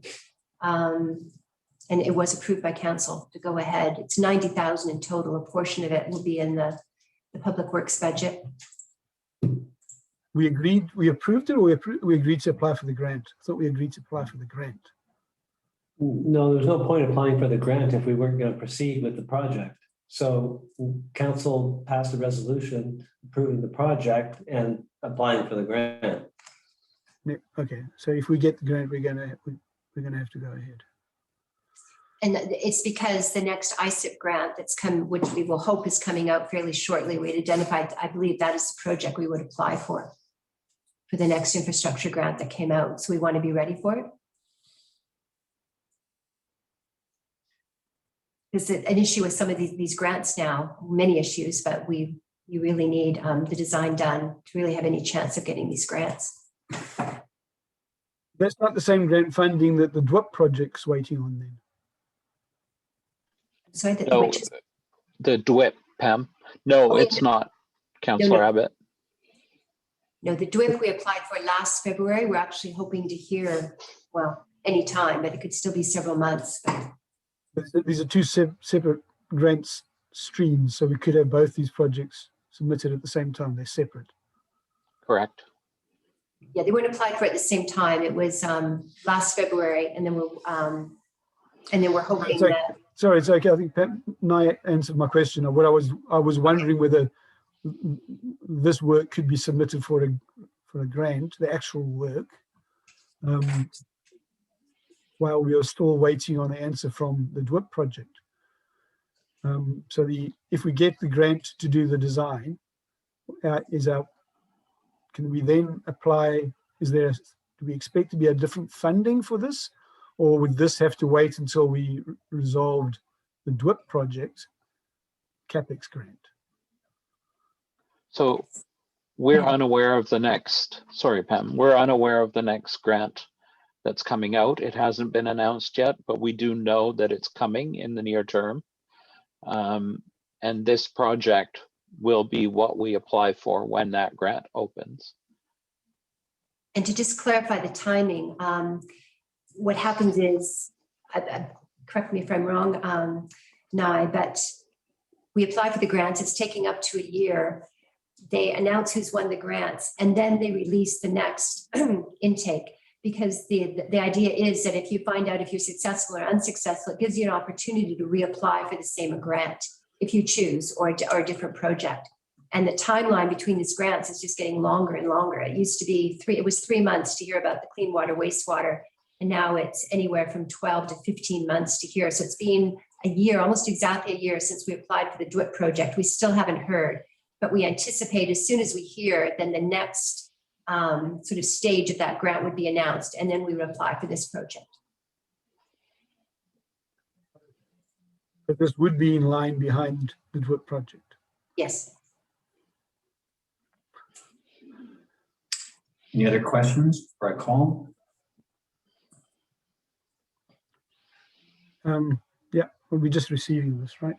Yep. Yeah, we're just receiving. Yes, I'm calling a motion. All those in favor, please say aye. Aye. Aye. Aye. Yeah. Good, thank you. Moving on. Carly, just in case I forget, can I have I'll put it forward. Can I have a motion to extend the meeting for another hour? It's just a bit before 10. I don't want to forget it while we're in the next one. Is it 9 o'clock? Oh God, my eyesight's gone already. Sorry, hold that. Apparently we're moving on faster than I thought we were. Thank you very much. Thank you, Carl. All right, so next up is the CAO and the Public Works Manager update on the EV charger project.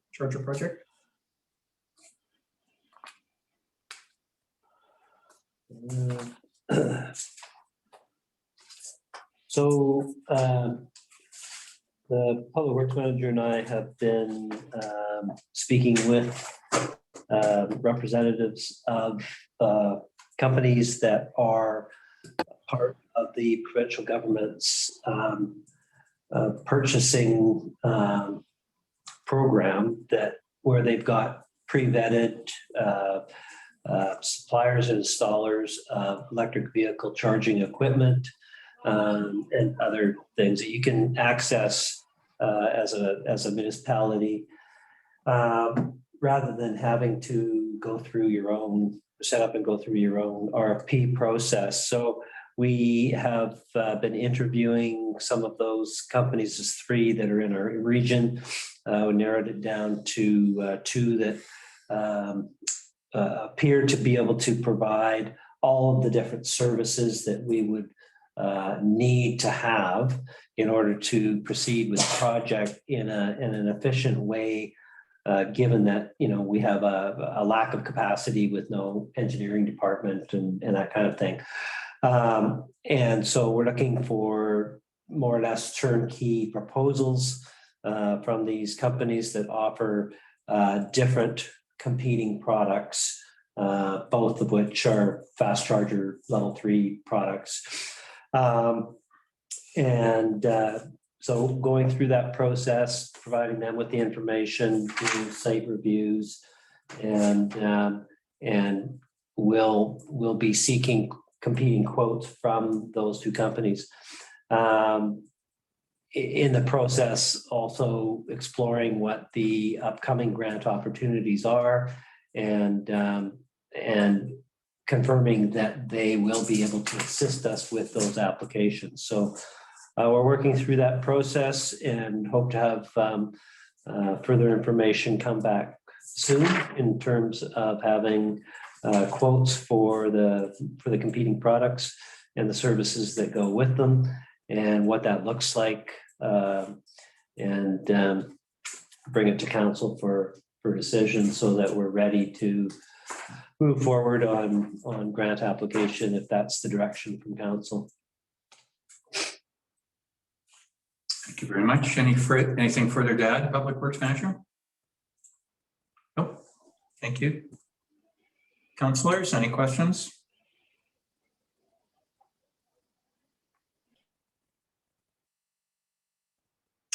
There being none, thank you very much for the report, CEO Dujon. Next up is the verbal update on the Brunswick Beach crossing improvements and scheduled closure. Again, you have the floor, CAO Dujon. I know that Mr. Jaffer carry this one. Mr. Jaffer. Thank you, Your Worship. So CAO De Jong and I have been in discussion with CN Rail, who are planning to redo the Brunswick Beach crossing on February 23rd in order to be able to invoice us before the grant deadline of March 31st.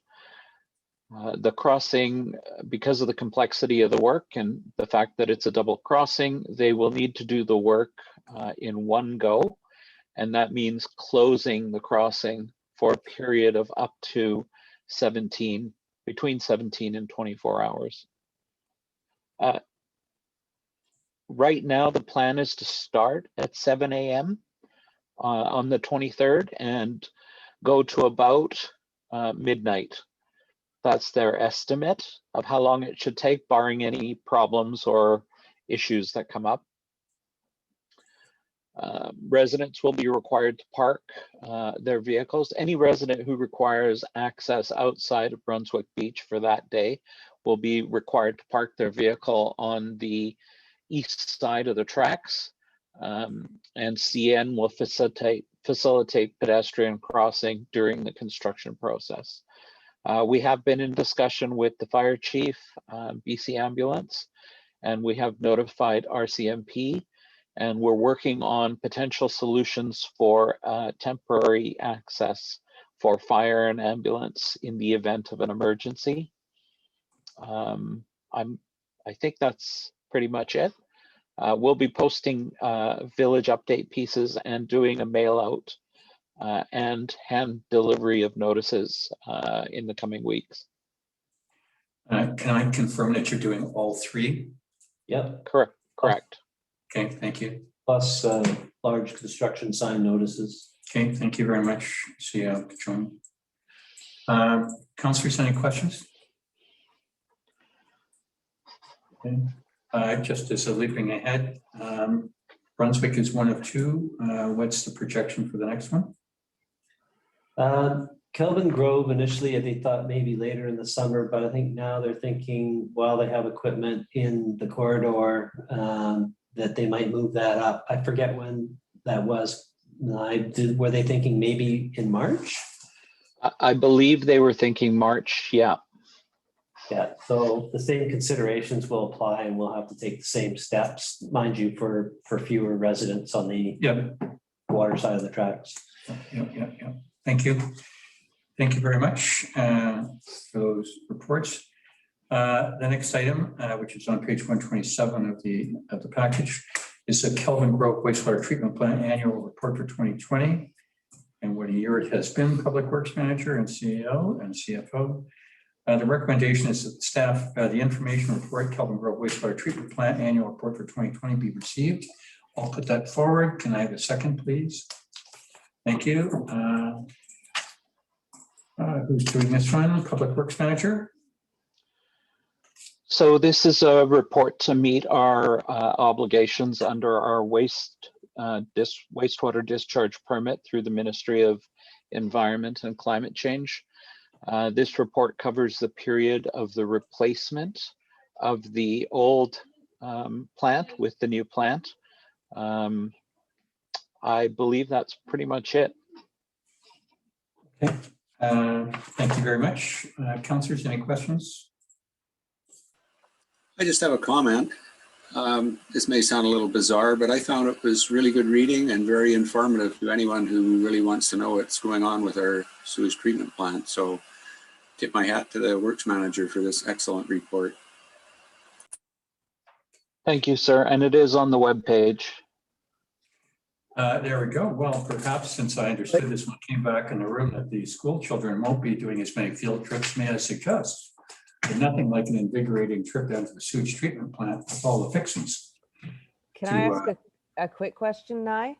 The old plant used to potentially on maybe a nice hot summer day have a bit of an odor to it on the occasion. Do you think this will be mitigated by the new concrete barrier or wet wall or whatever it was that was indicated there? So we have unfortunately had a couple of complaints about odor even now, and we're working through it. If the plant is functioning normally and as per design, there should be no odor, whether it's spring, summer, or fall. We're working towards ensuring that the bacteria and the organisms are working properly, and that should alleviate any odor issue any time of year. Okay. Okay, so if resident does detect an odor, they should maybe make a call to the Public Works just to check things out for prevention. Absolutely, and there's a CSR form, a customer request form on the website. Just provide us with the info and we'll investigate. Okay, good to know. Thanks, Nye. Thank you very much. Any other councillors, any questions? Yeah, once again, thanks, Nye. I like Fred actually. Look at this really thorough report. Got a couple of questions though. On page 134, appendix 4, I think it says, this is the graph that shows the usage. Why does it spike year on year at the same time? Isn't that a logical reason why each year you'd get a spike around 20th of January? So Typically, the spikes occur when we have rainfall. So as rainfall infiltrates into our manholes and into our pipes, the volume of waste that's discharged into the ocean peaks. It seems odd that every year we'd have a spike in January at the same time. But why? I wouldn't expect each year to correlate. It just seems odd. Yeah, I mean, if you look at some of the, coincidence.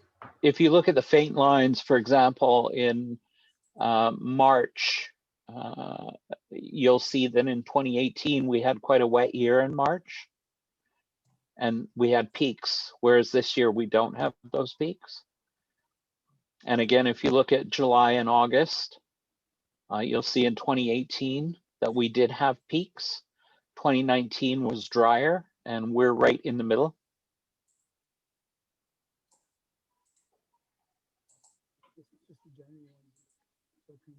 Okay, seems odd. Was talking here about, I'm trying to find the spot, about operators. We have one operator certified, and we expect this new plant to have the same certification. I think you told us before. That's correct. What was the backup plan if he's not available? So the backup plan, so all of our operators are trained to operate the plant. Only one operator has to be certified to the level of the classification of the plant, according to EOCP. So we meet that requirement. In 2021, I believe we're going to have another employee take the exam and become certified as well. So we'll have 2 operators. The goal would be to have each operator certified to the level of the plant. Okay, so if the certified operator's away, you don't have to get a backup. We can still, if he's ill or on vacation, we can still keep operating with the uncertified operators. That's correct, yes. Okay. All right, thank you.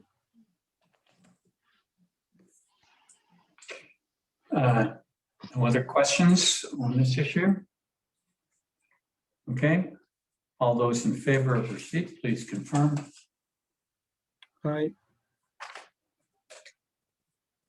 Your hand. Aye. Aye. Thank you very much. All right, next one is the policies, which is number 1401, the electronic communications one, and number 1405, the correspondence one, which is starts on page 161. I'm going to split these two. We'll do one at a time. So although the CAO can speak on both of them, if he likes it up front, we'll just not get bogged down in doing both at the same time. So the staff recommendation is that electronic communications policy 1401 be adopted as amended, and the council members on page 164 have the marked up copy. I'll put forward that motion. Did I ask for a second? I don't think so. Thank you. Let's have discussion, councillors. Let's shake it up a bit here. Let's go with, I'll ask Councillor Cunliffe, you're going to be up in a second. Councillor Cunliffe, can I have your thoughts on this?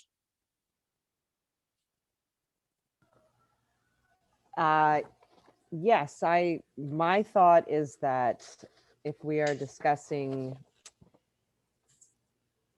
responses to the community, when a resident does make an inquiry to all of council, that all of council be privy to the response that is provided, be it whomever council member is designated to respond.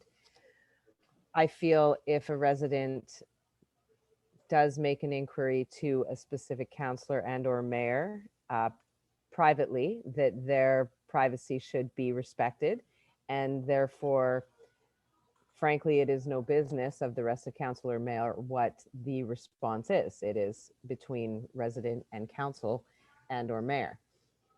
So when we are looking at correspondence as designated in our terms, I feel that it is up to the counselor who is designated to respond to council or to resident on behalf of council to which communication they would like to respond to and how they would like to respond to it.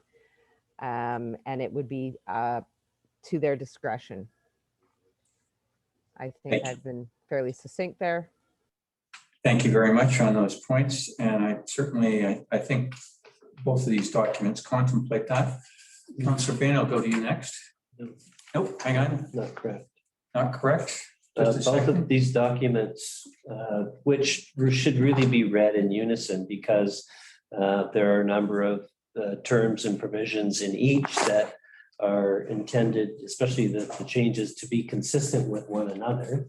And the intention is that when council is responding to whether it's an email or a written piece of correspondence passed along in some other way, that the response, especially when it's in advance of the meeting, ought to be fairly generic and that it will be discussed at the next council meeting. But the things that the response should be in line with and not contradict previously documented discussions and decisions of policies and bylaws. But fairly straightforward. And the same thing when correspondence goes out from council after discussion, that it follows the course of discussion and the decisions that have been made that pertain to the subject matter. And that's more or less what both of these policies are written to encourage and to ensure that that correspondence is consistent with council decisions and policies and so forth. So I just to the point of having discretion to say what you want in a response. Of course, every council is going to have their own flavor of the way that they write. It just the gist of it ought to be that it's consistent with the decisions of council. And I think we probably, of course, all agree with that statement, I think. I would agree with that statement. Thank you. I would too, CAO to John. I am of the view that my colleagues represent me and they represent all of council, and I have faith in their carrying the flavor of unified council message. I'm fine with some minor deviation over the lines of personal style or character or even the familiarity you may have with who the recipient is. But I feel confident that my colleagues and I would ensure that we represent each other to the best of our abilities.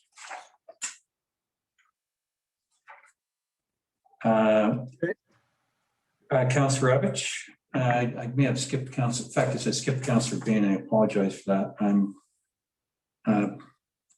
It's a cumbersome pair of documents with a lot of line-by-line changes. I'm trying to pull this in order so we can say yes.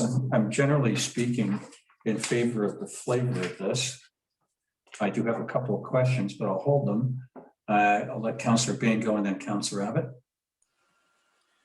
Okay, yeah, one thing I'm not particularly clear on, although I think I read it somewhere in one of those documents, is the issue of when a member of council is researching something and feels the need to reach out to a member of the community.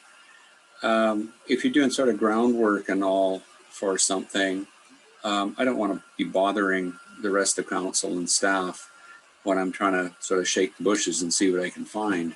So I do believe that's excluded from this, if I'm not mistaken. But that being said, I do agree if we are speaking from council, to answer a question.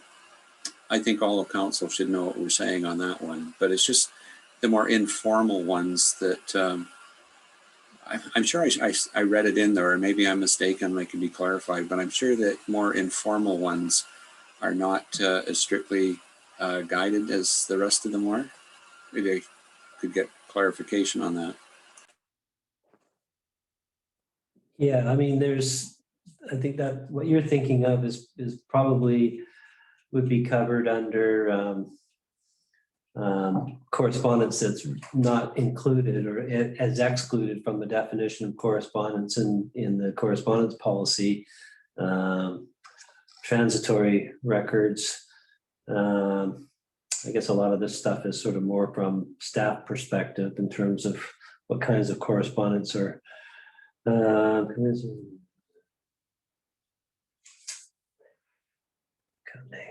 outgoing. So, yeah, I mean, 4.1 of the correspondence policy really deals principally with outgoing correspondence from a council meeting and responses that are being sent out, addresses that. And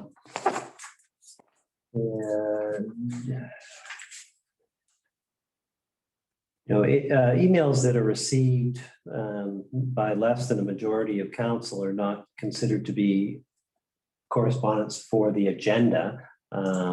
It may end up expanding depending upon how the content of the conversation goes, or if council expands it amongst themselves. But generally speaking, one-on-one correspondence between a councillor and a resident is not going to fall within the purview of either of these policies. And so what you've described, Councillor Bain, I don't think is something that is covered by either of these policies, and is private, or not necessarily private, but is not necessarily correspondence that you need to copy everybody on. Okay, thanks. That was my take on it. I just wanted clarification.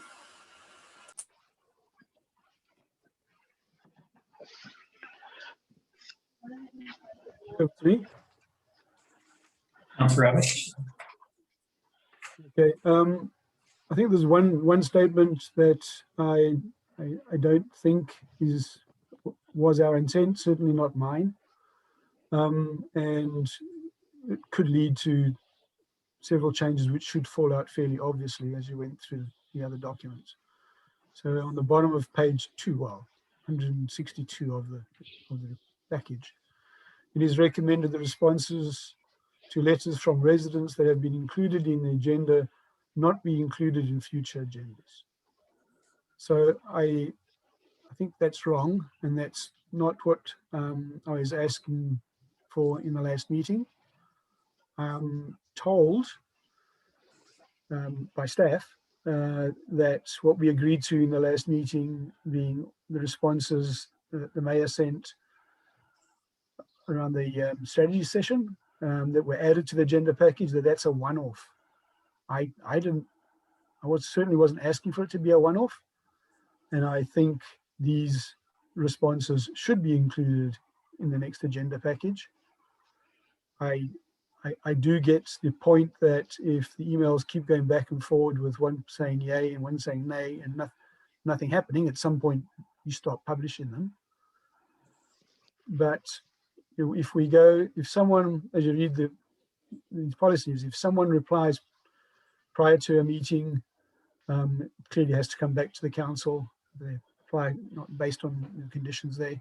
But if in a meeting we decide that someone else is going to reply, that reply does not go into the next agenda package, I disagree with that. And I don't think that's what our intention was. I think we should continue to see those replies. I did go back and listen to the recording of the last meeting, and the majority of council did not agree with that position and stated positions that were contrary to that. At the end of the day, there was a motion to accept that the correspondence from the strategic planning session be brought forward with all the replies to this agenda, which we've done. It added 72 pages to the agenda, regurgitation of all the previous correspondence. So if you do this on a regular basis, every single agenda, you're going to have the last meeting's full agenda of correspondence repeated again, along with that meeting's full list of correspondence. And so every time you're going to have double the correspondence that you previously had, because you're bringing it back again. And it's all got to be there if you want the continuity of the record. So it really, in my opinion, is unnecessary. The person whose correspondence council has discussed and decided to respond to in whatever manner that goes out, that response is going back to that person. And if others are interested in that conversation, then the minutes are there. They can go listen to the discussion. There's all kinds of ways that they can participate, but adding it, doubling the correspondence section of every single agenda is not something that is recommended from a staff perspective. Okay, well, first of all, on the doubling, we're not killing trees here because everything's virtual anyway. And the original suggestion, one of staff thought I meant we had to go, remove part of the email chain. I'm not suggesting that. It's just we published the entire email chain, including the last response. So this all came about because at the end of the strategy session, the mayor made all these responses and council didn't get to see them. And we agreed last meeting the council gets to see them, and going forward they will. I also thought I asked that residents got to see them, and I thought that was going to be going forward. So I would like to put to the other members of council on the call that, and if there's back and forth on an ongoing responses to something, I'm not suggesting that you keep doing it and every meeting's package grows and never ends. What I'm suggesting is that certainly that initial response or anything new that might be relevant to all residents should be in the agenda, the next agenda package. I don't think the number of pages that it adds is relevant. It's not, people don't have to read it afresh. If you read it once, you're only looking at the final reply. You know what the rest is. Council doesn't have to read them afresh or deal with them. It's not creating work from that point of view.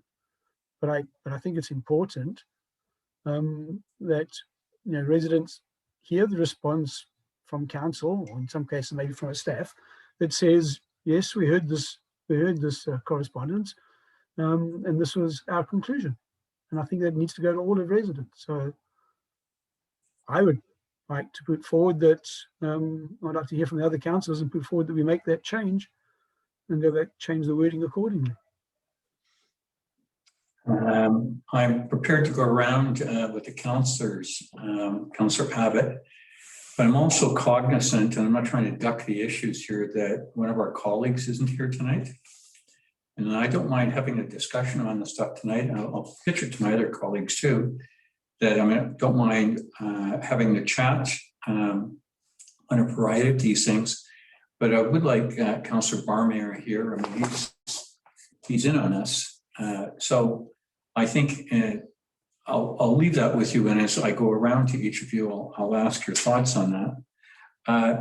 To Councillor Abbott's point, I mean, in for a dime, in for a dollar. It's not something I would be reading, but I don't have a problem, especially since we're in a virtual world now. There's not a lot of trees dying around in council packages, and the same thing when the residents are looking at this. At the very least, I'd like to do this on a trial basis. And we've been going through some chewy issues in the last little bit, but up until recently, the correspondence has been fairly nominal. So for me, I don't see that big a deal, and I'd be supportive of them appearing again. Councillor Bain.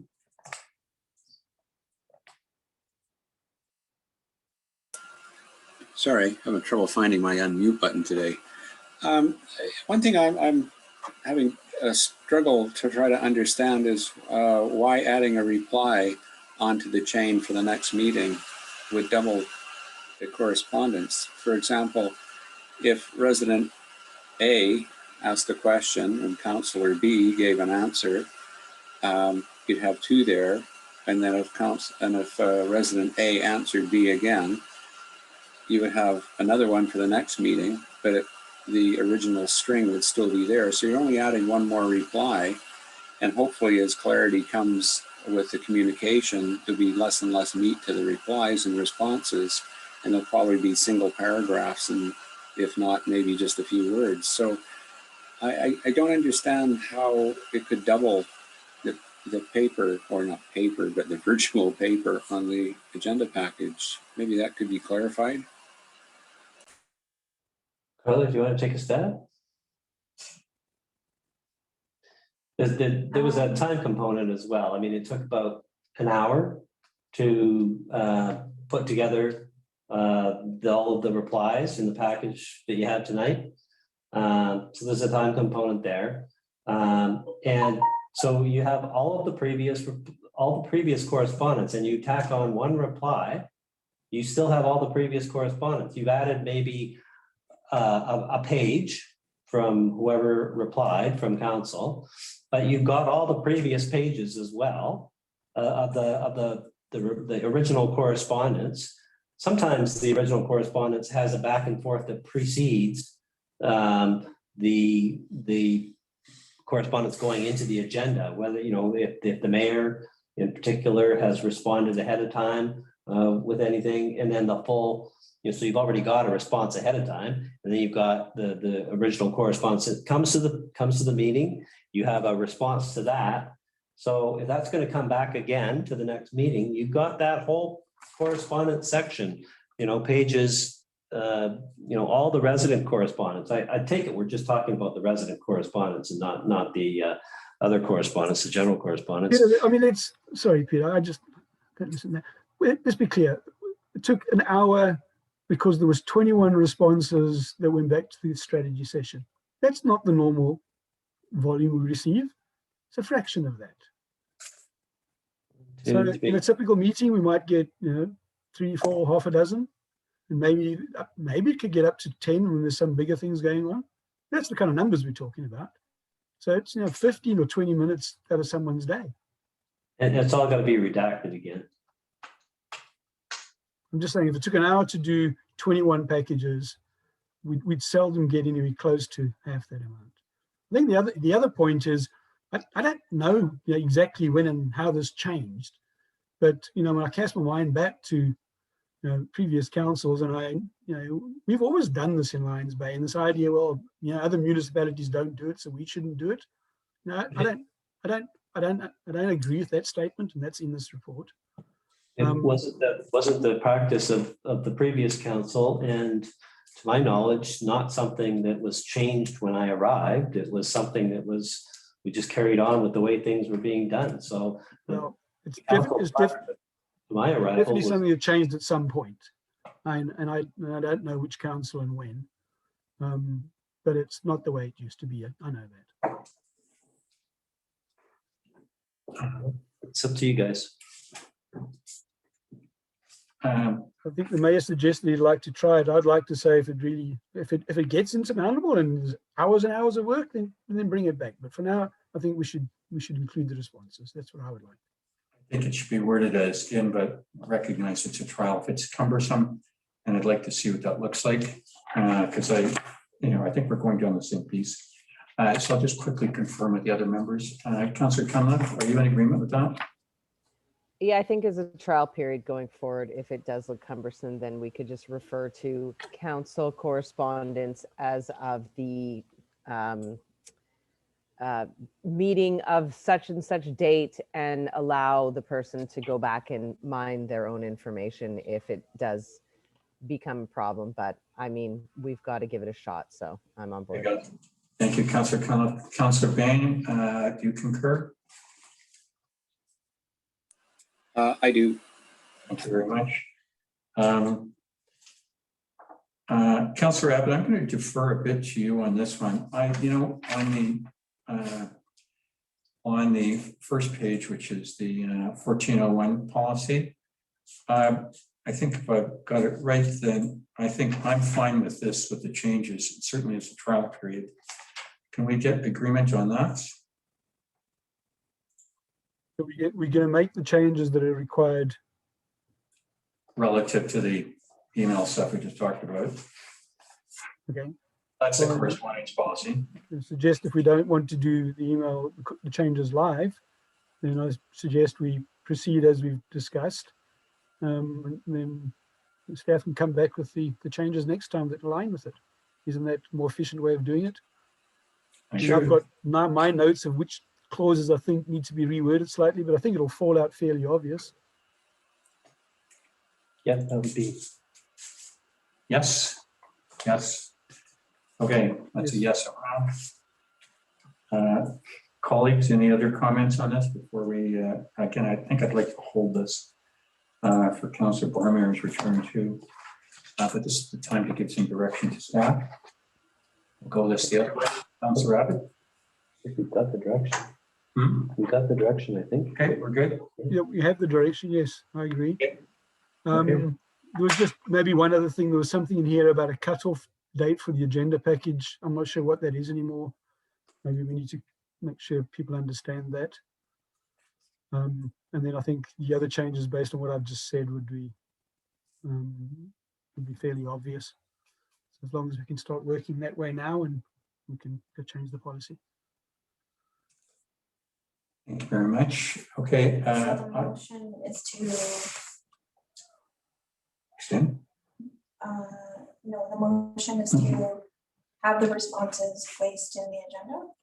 The motion is, yes. Amend the policy or policies to result in that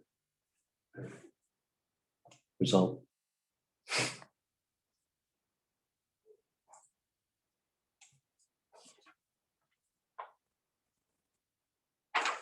All right.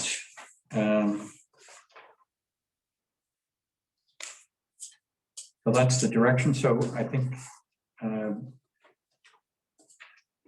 we can keep going on this, or we can just table this for Councillor Barmier and the changes next time. I think the motion ought to be to refer the matter back to staff to make the amendments in line with giving this a trial of having the correspondence. So then we will just come back to the next meeting with the proposed amendments. Thank you very much. Then I will make that amended change for expediency. Can I have a seconder? Second. Thank you. Discussion on that? No. Calling the motion. All in favor, please respond positively. Aye. Right. Aye. Very much. Next up is increasing public engagement and communications, which is on page 169 of the package. And the staff recommendation is that the information report increasing public engagement and communications be received. And Municipal Coordinator DeWort, are you leading this conversation? I could. Sorry, I get my camera. I can't turn it on the personal laptop, but so the report presents options and ideas for increasing public engagement and communications. If council has any additional ideas to explore, those would be welcome. Otherwise, the report is before you now, and if you have any questions, please go ahead. Thank you very much. Just before we do that, I forgot to ask for a second. Can I have a hand? Thank you. Discussion to my colleagues. First one to unmute. Just a question. Interesting concept of getting back, but under the key information, item 2, encourage residents to subscribe to the YouTube channel to see when videos are published. Is there by any chance any revenue stream attached to this, signing up to YouTube? I'm not sure how many we need, but at the moment we only have 47, so that's not even enough to get a free link that we can customize. So I'd be happy if there would be 100 people, but we also have quite a large number who subscribe to the Village Update, who can also access the video that way. So you don't necessarily need people to subscribe to the YouTube video, but it is just another option for them to receive a notification when a video gets uploaded. So it's really just another way that people can receive information more readily, but it's not the focus, it's just an option. Okay, thanks. Good. Sorry, Freddie, you finished? Councillor Abbott? Yep, got a few thoughts. So as to this idea of replying after the council meeting with some sort of update, council connections that came out of the meeting, I think that's a good idea. I think council should do it. I think we should take turns to write it. And I don't know that it needs to go out the following day, but it could go out in the following village update. I also think that, you know, we should draw people's attention prior to the meeting in the current village update of what's coming up. And I know the agenda package does that, but I think if we can write something in there that says, you know, in bold, these kind of topics are coming up, with a big click through button to go look at the agenda package, then you sort of engaging people up front to come to the meeting and then following up with them afterwards. And I think that's kind of what communication is kind of really about.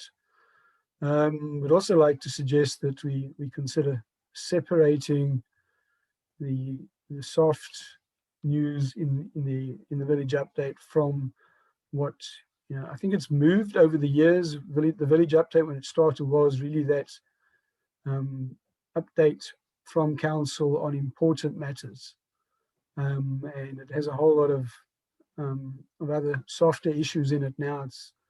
And I think we should separate that. So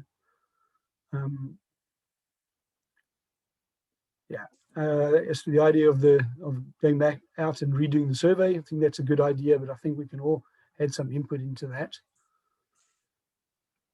Overall, you know, we, in our first year of the council term, kind of spoke about communications. And I suggest that coming up with a strategy. We never quite got that done. We got into a bit of a discussion about, you know, who should report and what, and communications policies instead. But I think we should go back to that. And I'd certainly like to provide some input into it. What is that strategy like, and how do we truly engage people in a two-way conversation? So, you know, I like caller suggestions, but I think we can do more. And I certainly think I think the message should be coming from council, not from staff. Let's hold your thoughts. And Councillor Bain, any other suggestions? I don't have too many thoughts on it, mainly because I hadn't thought of this before. It seems like an idea with sort of hope or promise that's worth pursuing. So yeah, I'd encourage us to go down that path. I like what Councillor Abbott's adding to it. It's I don't know how this will look, but in its infancy, it's got promise. Thank you very much. Councillor Cunliffe? Yeah, I would agree with Councillor Abbott and Councillor Bain. Anything that we try is a step in the right direction. So I'm in favor of giving it the old college try here. There we go. Thank you very much. I appreciate Councillor Abbott's advice, but I did take some notes down. One of the topics for my mayor's piece is to ask the councillors to write once a quarter. And I think amongst the council members, we can recognize that with some having challenging careers, that their opportunity to work within a deadline is sometimes pressed. My council colleagues know what I'm talking about. And if the council meeting is on Tuesday and the following update is on Wednesday, they may have difficulty in getting an article through. So, I mean, I get the part from Councillor Abbott that it should come from a councillor, but I'm just leaving that for food for thought. Or if my colleagues will undertake that commitment with council meetings every 3 weeks. So, you know, in your rotation, you know that you're up and you've got 2 days to do it, then it's going to get in. I'm fine with that, but I caution everyone on that. I'm not sure where Councillor Abbott was going about eliminating, that's my word, not his, the soft stuff. So would that be like the fire department's fundraiser or the PAC's Christmas tree stuff or apprising the events committee stuff? Yes, but before I talked about, I wasn't suggesting, what I suggested the council reply after the meetings, but I was suggesting it went out in the Friday Village update. I wasn't suggesting 2 days later. But it needs to be in 2 days later to get it into the update Friday. Okay, so yeah, so that's not right. I think, okay, the target's the same. Yeah. But I wasn't suggesting that it was done in 2 days. It was out in 2 days. Okay.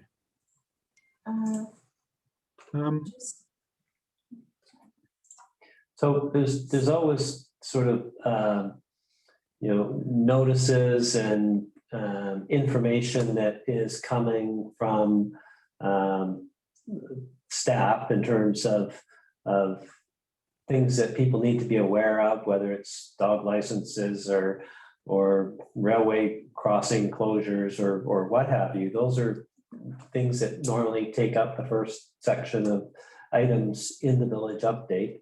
And then following that is other notices and then, sort of fluffier pieces, all of which sort of follows below the mayor's message or council message, if there is one, in any particular week. So your I guess what I'm sorry, Peter, what I'm trying to suggest is, even if they did come messages that came from staff, there's this key important milestone kind of changing items that we need to draw people's attention to, and then there's more housekeeping. So that's I think you can separate those fairly easily. And yes, and then as you said, you referred to those fluffier pieces that follow later. But I think we need to get the important front, especially if it's a meeting, a village update, it's following a council meeting, and that needs to be the priority, and the relevant information. And yes, closures of roads for rail crossings, absolutely, that's kind of stuff people need to know about. But it's also about important stuff about what council are doing, thinking about, planning, what's coming up next, those kind of things. So that would be the council connections piece, or? Yes, that's right. Yeah. Could we not consider doing it the Friday, not the immediate Friday following a council meeting, but the second Friday, as we do have 3 weeks between meetings? Those that are really keen on what council are doing are either here tonight or they are listening in on the meeting and they are looking at the minutes. Those that may be looking to be informed, if they waited 10 days from the council meeting, it would front load them for the upcoming council meeting within a next couple weeks. So it would then therefore take away that 48-hour deadline in order to write your summary. Just a suggestion.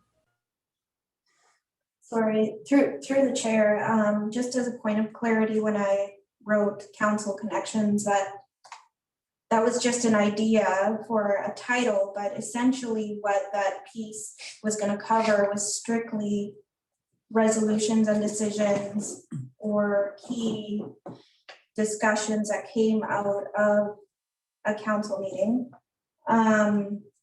as many other municipalities do. For example, I received an email today from Metro that just discussed the board in brief, and that was just decisions and milestones that council made.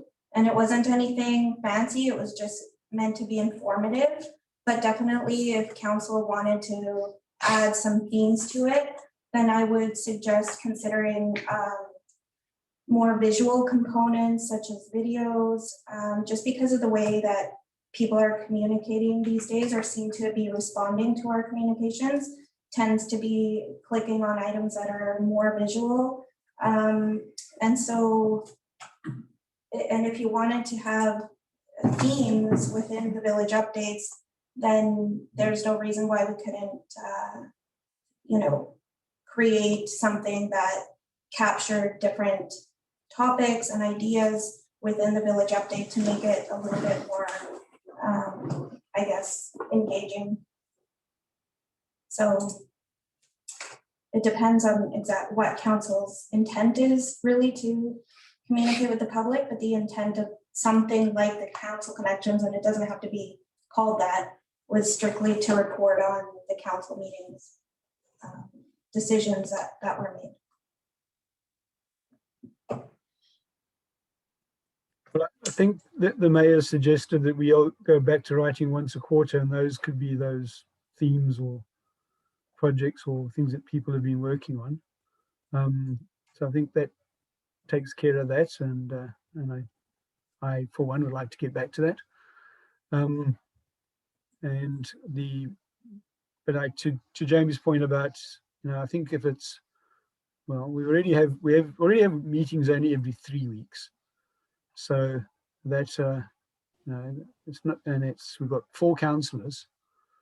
So if you're doing one of these pieces following the staff meeting, following the council meeting for the village update, you're not doing it very often. And I mean, if someone really is really busy or away that particular week, I'm sure we could, swap it over. Carry it over. Yeah. Well, we could just say, Jamie said, I'm just too swamped this week, and Fred says, well, I'll do it, and you can do the next one, something like that. I think between the 4 of us, we could find someone that's got, a couple of days plus another day of back and forth, just to make sure that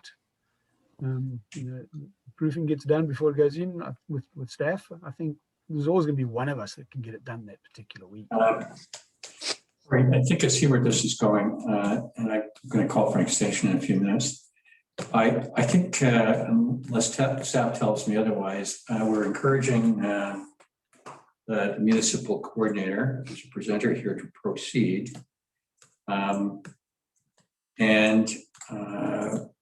We're kind of baby stepping into what we'll call the council connections thing in the update.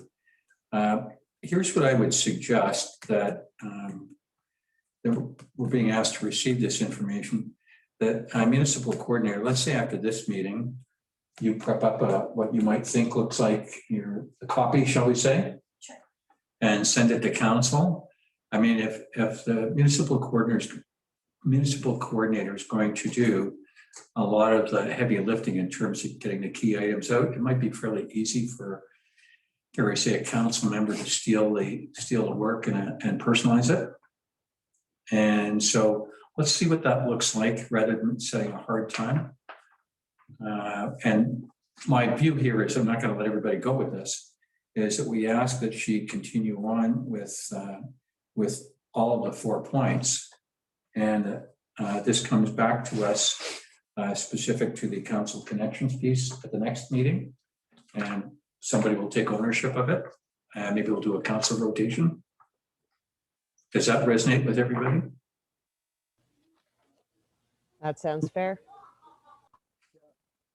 Yeah, I'm good with that. And I, appreciate Carla putting together the format or whatever it's going to look like. But I do think, the tone and the response should be council, not staff so much, if you know what I mean. But obviously we need a format to follow. Yeah, so I think we're going to do this, colleagues, as kind of a work in progress, and we'll do a dummy up. And then if we, this can come back again at the next meeting, and then we'll go live time, if that's what everybody seems to think is the right idea. Take that as a yes. No answer, fine. Yeah, that's correct. Yeah. Great, thank you very much, Municipal Coordinator, for your creative work on this. And Councillor Rabbit, I agree with you. I think this is the council members need to be up for the committee. Here we go. Next, actually, let's, so we don't get into it too much. Put forward a motion to extend the meeting until 11 o'clock. Can I have a seconder, please?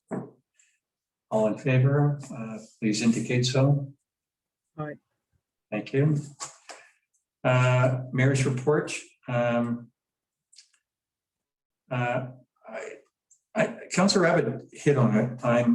We did this in the first year and a bit,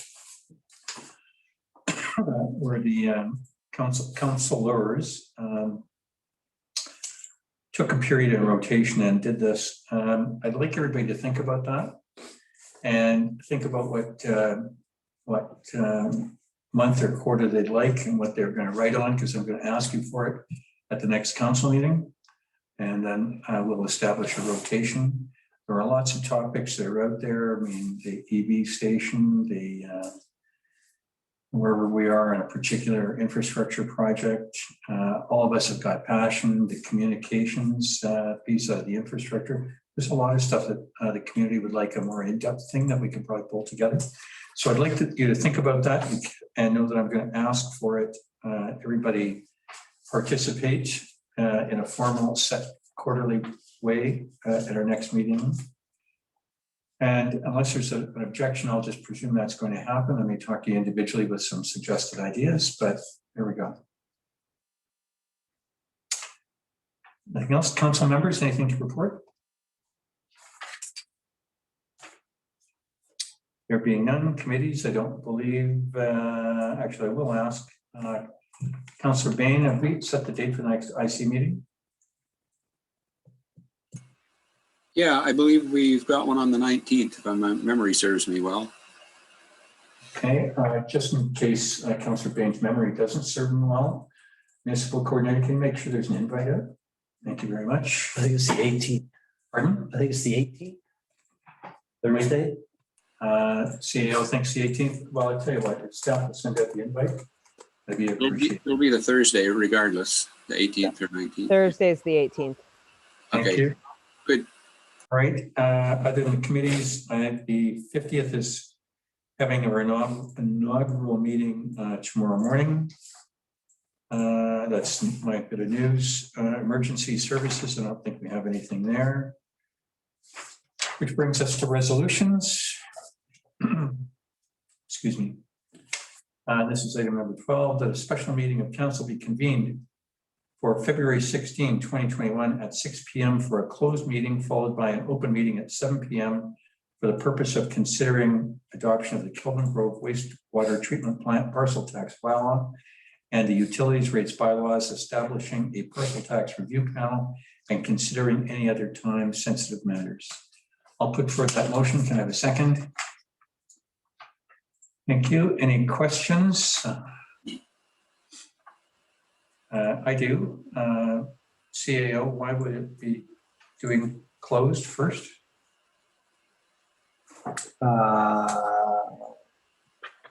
Because we're doing a trial run where we have to close before the open. Oh, the trial run. I don't know whether or not there will be closed material necessary. If not, if it's just the bylaws. If there's anything else that comes up, then we would need to.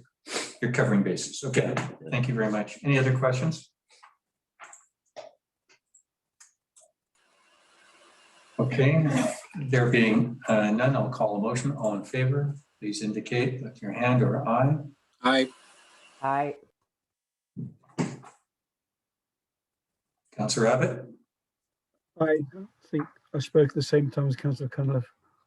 Thank Thank you very much. Passed. Next piece is the bylaws, which starts on page 185. A question for CAO De Jong, as I recuse myself from the decision on the repayment plan for the wastewater treatment plant. Shall I recuse myself of the reading and voting on the bylaw? I think that would be consistent. Okay, I will, shall I sign out or step away?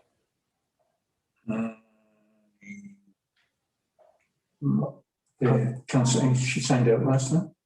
Yeah. If you could sign out, Councillor Cunliffe, and I'll text you. Okay, leaving the meeting now. Thank you very much. Per this, we're up to the bylaws.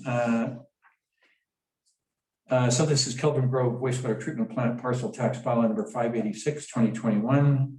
That Kelvin Grove Wastewater Treatment Plant Parcel Tax Bylaw number 586, 2021 be introduced and read 3 times. I'll put forward that motion, ask for a second, and then CAO can carry us in the discussion. Can I have a second, please? Thank you. CAO? Okay, so as we discussed at the last meeting, we brought forward the parcel tax bylaw as the means by which repayment of the investment in the new wastewater treatment plant will be effected. Over a 10-year period, the amounts are contained within the report. The interest rate, et cetera, is all there as well. Over 10 years, each parcel pays about $1,049 a year. And as noted earlier, taxpayer can choose to prepay in full. And then lump sum is there. And if they do so, they are no longer part of the parcel tax bylaw. They're removed from the parcel tax roll. So that is why they don't have an opportunity to receive a rebate. It's just as CFO noted, it is something that they'd simply accept as the risk. And do we have a notion as to like a change of one parcel would be probably a pretty minimal change in the total in any event, wouldn't it? Yeah, it would. So I don't think the risk is huge in terms of what you're accepting if you do prepay. And so the requirements of the bylaw are laid out within its terms in accordance with the community charter and what has to be there. So there's a part that basically council has to direct staff to prepare the parcel tax roll, and then council imposes the parcel tax, and the specifics of that are within the bylaw. The thing that we will bring back next week at the special meeting will be in terms of the follow-up action that's noted. There's a draft resolution that will be brought to the special meeting in terms of the appointment, establishment and appointment of a parcel tax review panel or parcel tax roll review panel. And so that was just included with the report so that you'd have a heads up as to what that looks like and if you had any questions about that. And I think that's more or less it. Thank you very much. Colleagues, any questions for CAO De Jong or CFO Rook? I have one, and it kind of relates to when I asked earlier the CFO about the number of parcels, and I just want to make clear that I've got it in my own mind. So there's 96 parcels, and that includes 2 that the village own, 1 the works yard, and 1 35 Kelvin Grove Way. Is that correct? Correct? Yes, that's correct. Okay. This is 1 more than we reported last week. It's true. Okay. don't think, Public Works Yard Act. we weren't talking about the The work reason it yard. went from 95 to 96 is we hadn't included the 35 Kelvin Grove Way, the vacant lot that's for sale. But it actually doesn't include the Public Works Yard because that's not a residential lot. Public Works Yard is on septic. As well. 2 reasons. Okay. All right. That's a bit more clarity then. Okay. All right, Councillor Bain, any questions?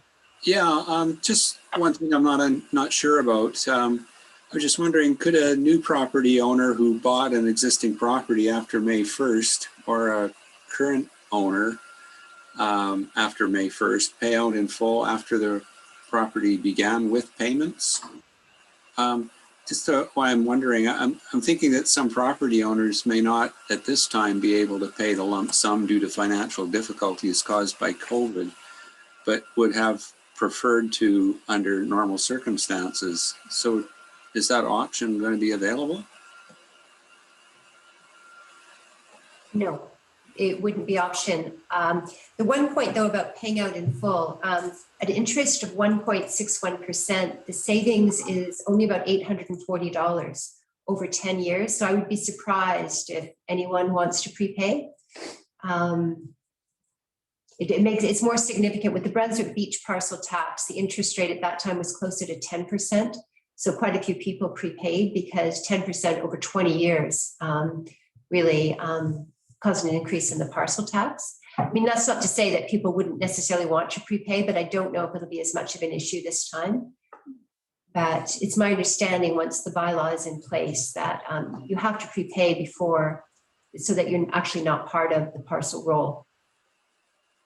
Okay, gotcha. And so is the municipality going to be considered as prepaid theirs, or are they going to be contributing their $1,049 every year? We would do it paying it to annually. ourselves, but Yeah, we would do it annually because our hope is as soon as the lot will be removed from the parcel as soon as the lot sells, because then the new owners take over.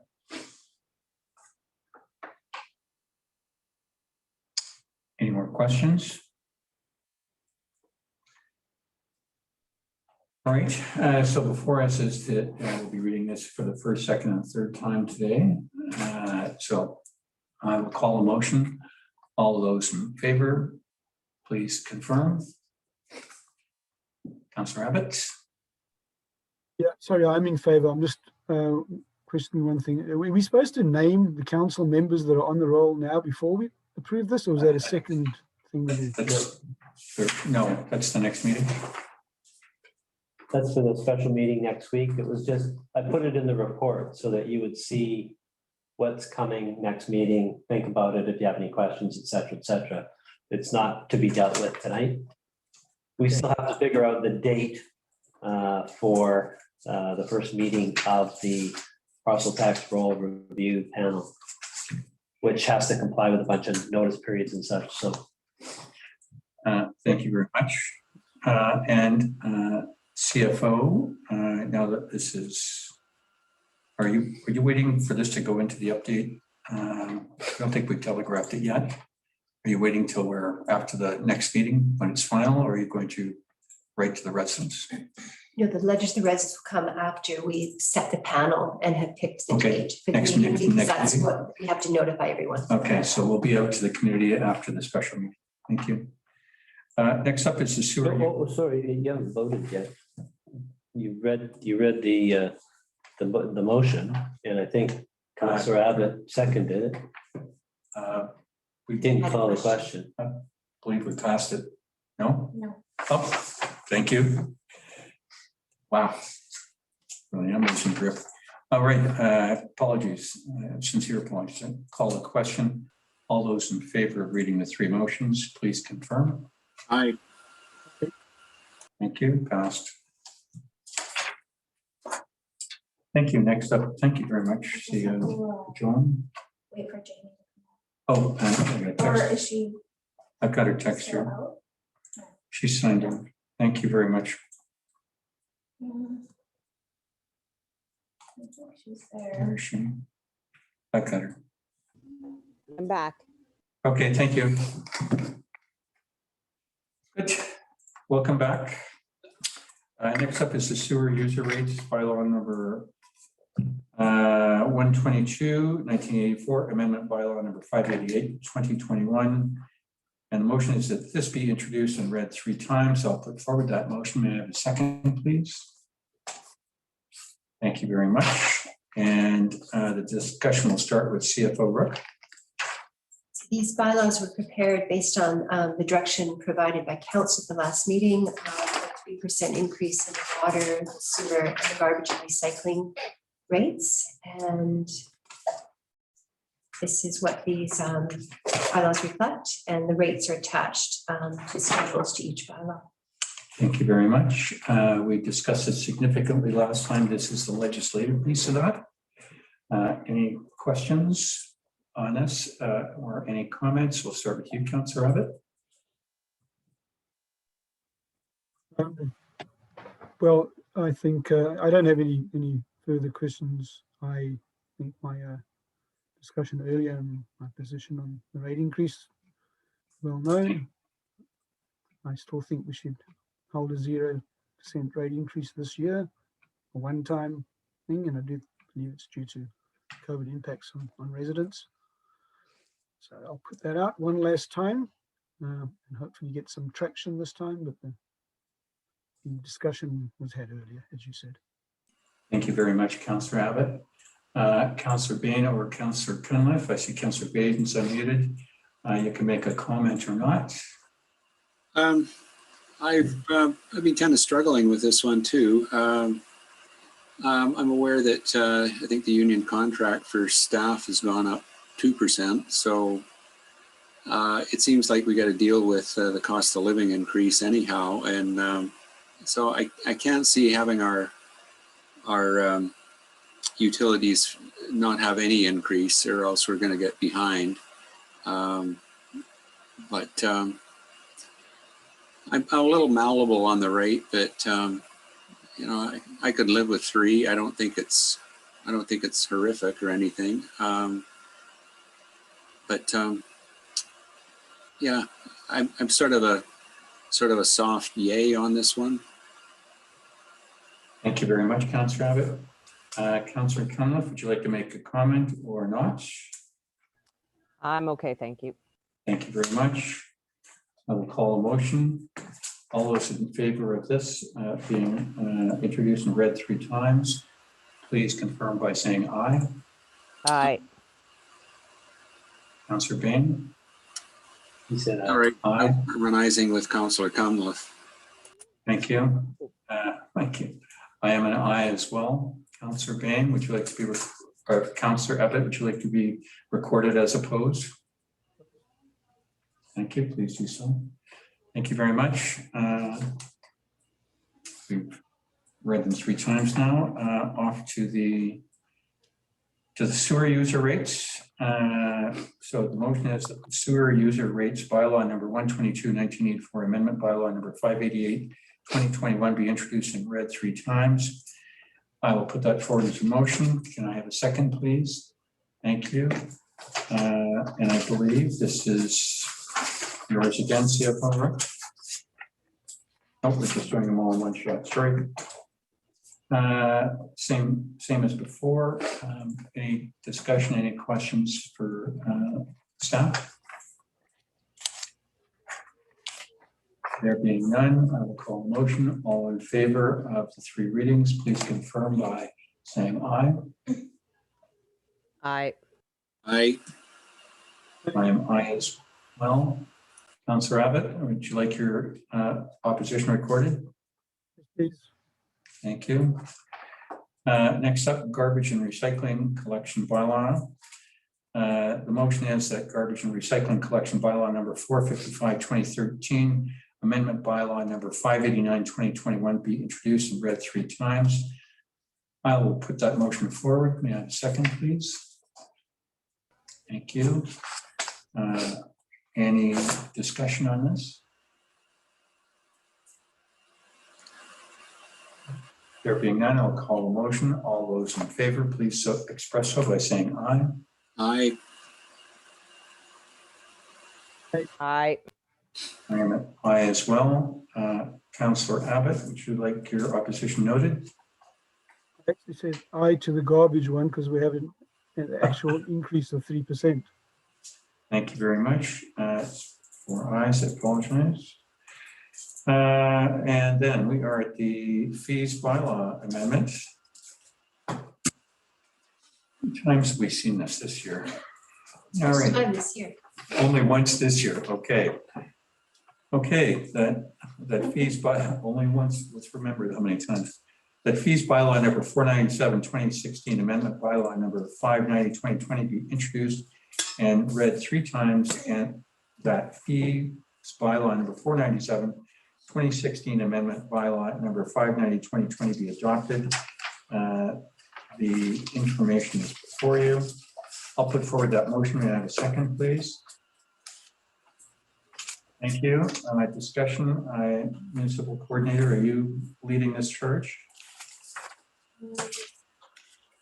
Changes are pretty minor. Yeah, it's just the cost of the organics bags increased, so we just wanted to ensure that any future increases would reflect that in the bylaw. Thank you very much. Colleagues, any questions?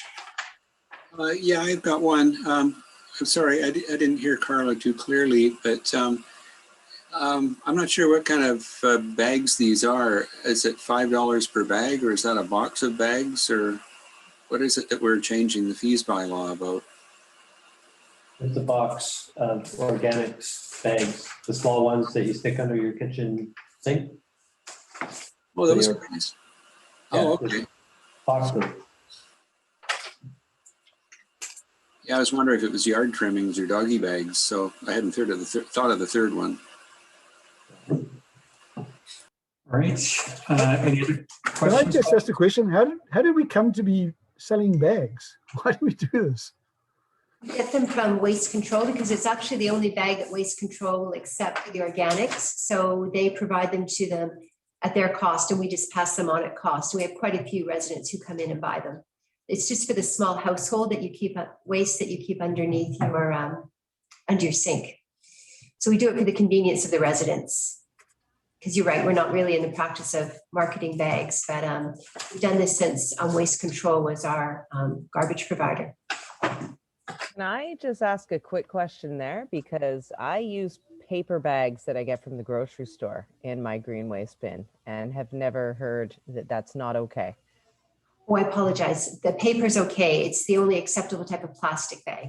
Ah, I see. Okay, thanks, Pam. Yeah. For a So second, I thought I'd been You can't very use paper. poorly. Okay, thank you. No. Okay. It's a special biodegradable bag. People like it because you can tend to get leakage with your organics underneath the sink, so it helps reduce the leakage. It's less messy. Okay, thank you for clarifying that. Yes. Right. I think we now know more on this topic than we did yesterday, so I'm going to leave it at that. Any further discussion before I call a motion? All those in favor of the 3 readings being read, all in favor, please indicate so. Aye. Aye. Thank you very much. Passed, which brings us to correspondence. And Sorry, just to clarify, that was 3 readings and adoption, right? yes. Thank you. I did read them both, didn't I? Yes. Yep. Thank you. Correspondence, drum roll, please. No one could be happier than Councillor Abbott that his term is expired, and the drum roll is for Councillor Bain to begin his quarter as responsibility for correspondence. And so, Councillor Bain, I welcome you and thank you for your participation. And sir, you have the floor. There we go. I'm just scrolling through here to get to page 227. Here we go. Good. Doing the outside correspondence first, general correspondence. First one, G1 from MP Weller. He's promoting the highly affected sectors credit availability program, or HASCAP as he calls it. Sounds like it's an attempt to help businesses over our COVID times. I was just wondering, maybe a note in the village update could be helpful for any of our community businesses to get some funding, low rate financing. I don't know. Or should we put this note into the village update? I'm not, your choice, I suppose. That's your recommendation? Yeah, I would think so. I don't know how many businesses are going on out of homes and everything, so there could be more than just our featured businesses. So G2 from the chair of Metro Vancouver, lengthy one, policy review summaries, update to Metro 2040. They're stretching it into Metro 2050 now because it's going to take longer. It's kind of an interesting thing about policy recommendations, 8 topic areas. It's a long read, but you get summaries of where they're making with urban centers, frequent transit developments, agriculture, industrial, mixed development environment. So, you know, one of those applies to us, and they have summaries. They're meant to provide regional growth strategy signatories, in this case, member jurisdictions.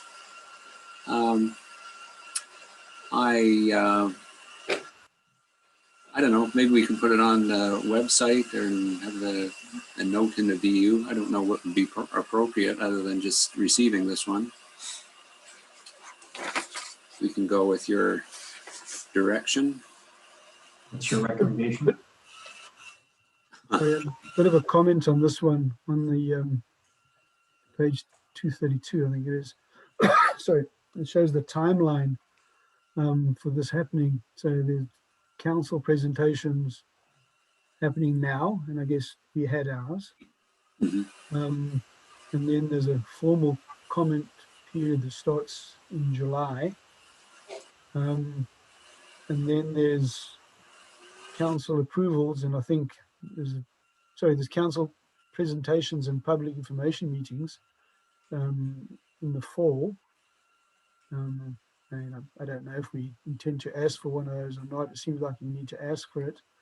And then there's approval that happens out near March, April, May. That's in 2022.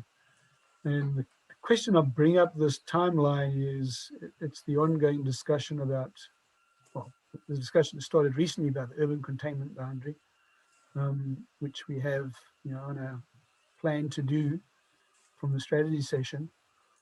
And I'm just wondering how the urban containment boundary discussion and our both public engagement, review, or out, how that might factor into all this, because I think they told us they didn't want us disrupting it, but trying to do it in the middle.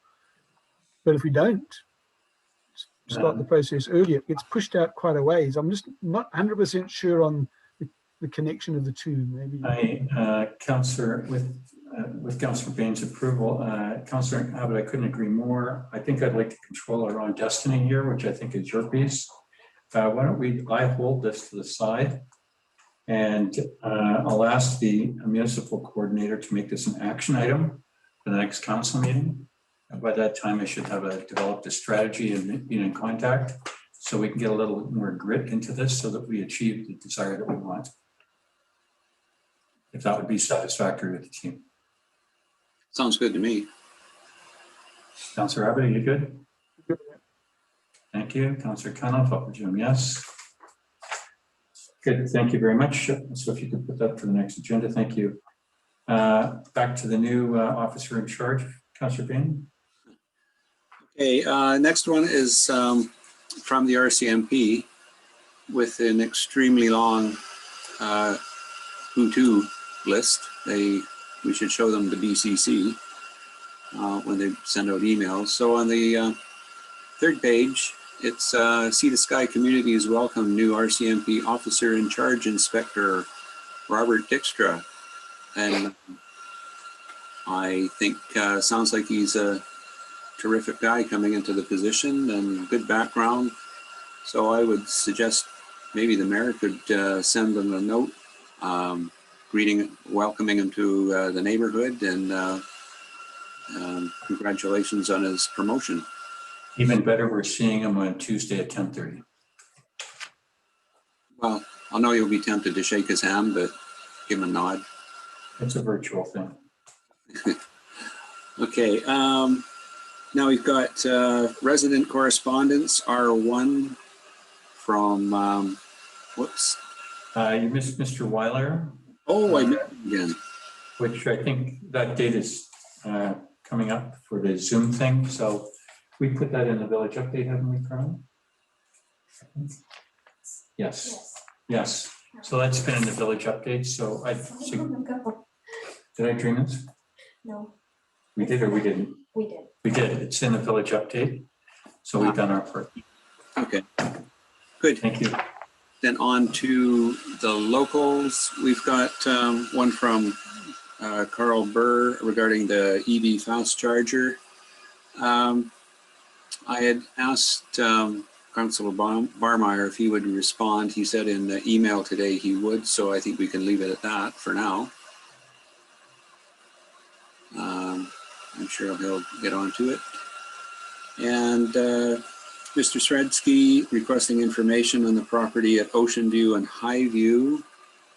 Am I mistaken, but have we not answered this one yet, or I recall some discussion about it? Perhaps the clarity I think that needs to be had at this point in time. There's no sort of established go forward other than looking into different options. But there was a comment in Mr. Sredsky's correspondence about access to this land, suggesting that it was logical to do so from above, and that's not anything that's ever been contemplated. The access would be from below, from the T intersection area. And just as a matter of clarity, going back a few years to the last council, the property owners on the uphill side of the property were all canvassed as to whether or not they were interested in talking to us about a potential extension of their respective properties, instead of us looking at doing something with the property from the bottom. And none of them were interested at the time. So that hasn't been revisited at all. And I haven't made any further headway since last update to council. I think that with the strategy committee or strategy session that we had in December. Okay. Well, sorry, sorry for interrupting. Oh, okay. So, would you consider speaking with Mr. Sredsky about that, or I could respond to the correspondence and clarify that point, if that's what you like. Good. Thank you very much. And as part of that response, this is not something that we've actually brought to council and discussed at council, right? It has been discussed at council previously, going back a little ways. The direction was for me to look into what potential options may exist for the property if we were to do something with it, in terms of doing a road closure bylaw, because it's access road right of way. I did have some discussions with a couple of different developers that, to explore potential ideas, whether it was, a couple of duplexes, or whether it could have something with a multifamily thing, or whether it would be something that somebody might build that we might want to operate with respect to providing housing for volunteer firefighters, or, there's a lot of different ideas. We haven't got very far down that path. There's no go forwards on anything at this point in time other than exploration. Anything that, anything would have to come back to council for discussion and direction. Okay, so I'm assuming that discussion was with an earlier council. So I think it's very important to put out to the residents as well that, this is not something council is currently talking about at the moment, or actually we haven't actually received anything to consider, correct? Yeah, I could certainly look at crafting the correspondence in such a way that provides a little bit of history and perspective, so that, because it will be appearing in the next agenda as part of the correspondence, then anybody who might be interested will see my response. Good. Well, I look forward to that education myself. Thank you. Okay.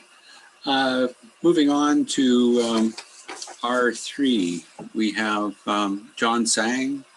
I hope it's pronounced his name correctly. He was asking questions about the cost of the wastewater treatment plant being divided over 86 parcels of the sewer users. I'm not sure what else he's asking here, but I think as a result of tonight's meeting, I think it's pretty clear. I wonder if we should pop him a note to direct him to the minutes of the meeting as they come available, or is there a more direct solution? Just give him the answer. 96 parcels, not 86. I mean, tell him to go look at the minutes. He can do both. He may be one of the people that doesn't live in a residence. He's in one of the potential development properties. I don't know. Oh, I don't either. Okay. Councillor Bain, will you be responding to him? I shall respond to that one. Thank you. I think it may be that this person is an owner of a piece of property on Tidewater Way, non-resident owner.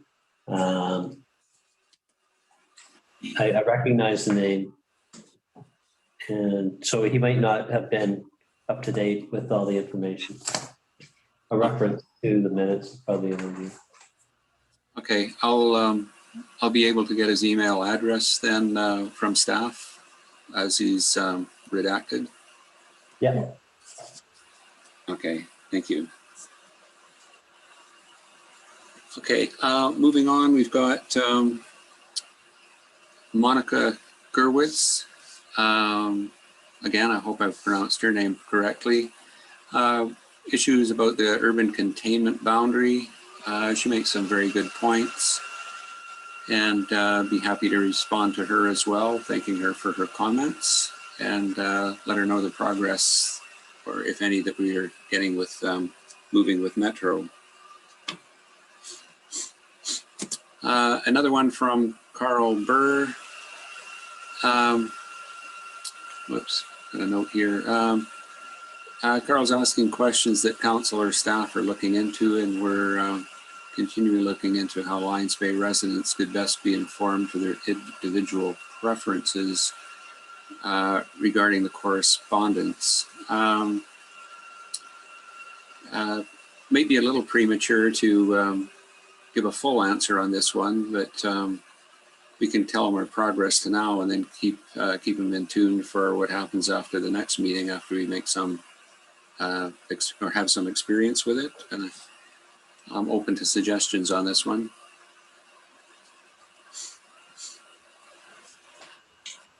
Well, I think he's a little off on the video watch. I think we were over 100 a couple days ago, and the written format had over 40.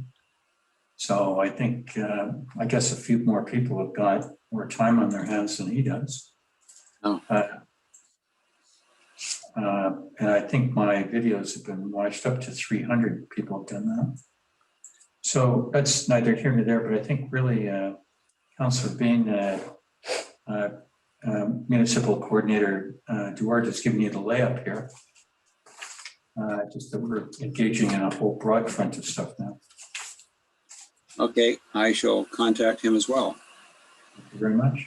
Okay, R6, Mr. Shredsky again regarding village finances. Reply to specifically to Neville. I think he's reiterated some of his comments that he's made in person with us. And he's still in with the audience. Maybe if he has any further questions, he can ask them in the public participation near the end of the meeting tonight. It would be my suggestion. If or if we answered his questions adequately, I'll leave that to Mr. Shredsky's discretion.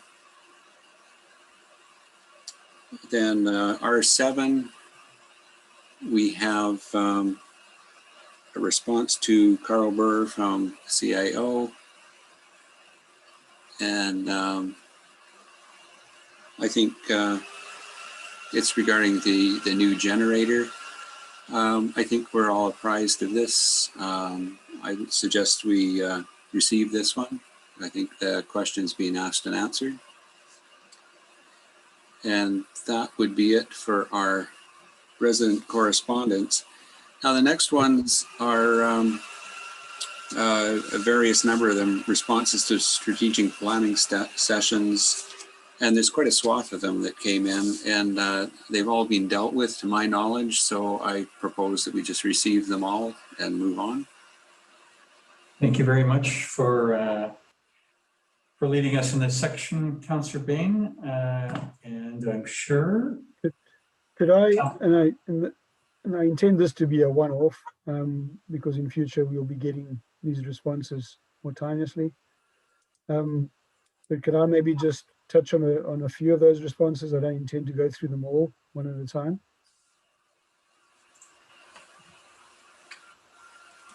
With a theme of what? Just a couple of things that I either I can update something further on, and then I've got a couple of questions on a few of the others to the sort of what was meant by a statement or accuracy. Why don't I start off and see if I can be tolerated. On R2, Josephine Wright, I did speak to her the other day. Mayor mentioned that I might be bringing a report to council about the two-tier pricing from BC Hydro, which I wasn't doing or didn't get asked to do.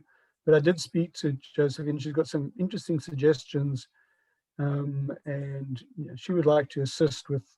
She's connected at BC Hydro, used to work there, knows people, Utilities Commission, and I did inform her we looked at this once before, and it came to a UBCM and got rejected several years ago. But I'm prepared to, working with Josephine, have another go at this with a slightly different approach, if council's agreeable with me doing that. I would endorse that wholeheartedly, and thank you for making the offer. Okay. On number R11, wondering about the statement in there that the resident, this is Kelvin Grove, Kathy Chan, is coming to council with a robust proposal for some development of subdivision and development of her lots. Is that accurate? Are we in a position to receive that? Or are we creating a false expectation by allowing someone to come with a robust proposal when we haven't dealt with these sort of subdivision or development sort of terms? I think you'll recall, I'm recalling it from memory. I don't have the sheet in front of me, but I also laid out to the resident the problems that they would have in doing that. That they just no CACs, DPAs and stuff like that. And that it was on council's top priority. So I'm not sure where you're going here. No, I was just going, should we actually suggested that she doesn't bring a robust proposal at this stage? But I guess she can. I feel there might be a false expectation until we get through those other things you suggested. And then one other thing that I think it came up a couple of times, and this is back to the urban containment, that I think we need to be one of the priorities. This idea that and it comes up in R16 and a few other places. What page, Councillor Abbott? Stop writing page numbers. Anyway, you'll know what I'm saying. I'll tell you now. That's Paul and Bruce McLaughlin. It's R16. 310. 310. Actually, did find it. Yeah. This idea that there's, and I didn't get this at all. This idea that there's a math that decides whether we're inside and outside the urban containment boundary. I don't think that's accurate, Peter, and that's not what I took from when Metro came to speak to us. But I think on the urban containment progress, I think that's something we need to clear up early and first. And then, you know, and I made this comment before, if you go to Metro's website, we are 100% urban and we have 0 green spaces. And if you look at our zoning map, we have CU1, which is definitely green space, and OS1. And it's half the footprint of the village. So I do believe this is something we need to get out in front and make sure we have these metrics confirmed and our GIS information is accurate. And then the only other one I want to touch on is, and there's been a few people questioning this, is this suggestion of moving the tennis court down to Kelvin Grove and developing the land around the tennis court. And the statement that the parking lot at Kelvin Grove is parkland, so it has to be rezoned, is accurate. It's not parkland, it's CU1. But the point is, so is the tennis court. It's exactly the same zoning. So I just feel that might have left a bit of a misconception the way it was written. I don't think the existing tennis court up above on Mountain Drive is designated park under the Land Title Act or under any subdivision plan. I know that there was previous proposals going back a number of years that looked at stuff there. My comment when this suggestion came up was that the parcel itself up there has lots of issues in terms of geohazards, and that was one of the reasons why one of the proposals, which was for, I think, a seniors development, didn't go anywhere. And the other thing is that the parking lot in the correct you on the seniors development one. I was very involved in that. It was a lot of resident pushback to change that. Yeah, I'm just commenting on the zoning and the applicable. You know, with respect to the parking lot, it's designated as park. It's part of Kelvin Grove Park by the plan of subdivision for Kelvin Grove. And so in order to do anything with that would require a referendum.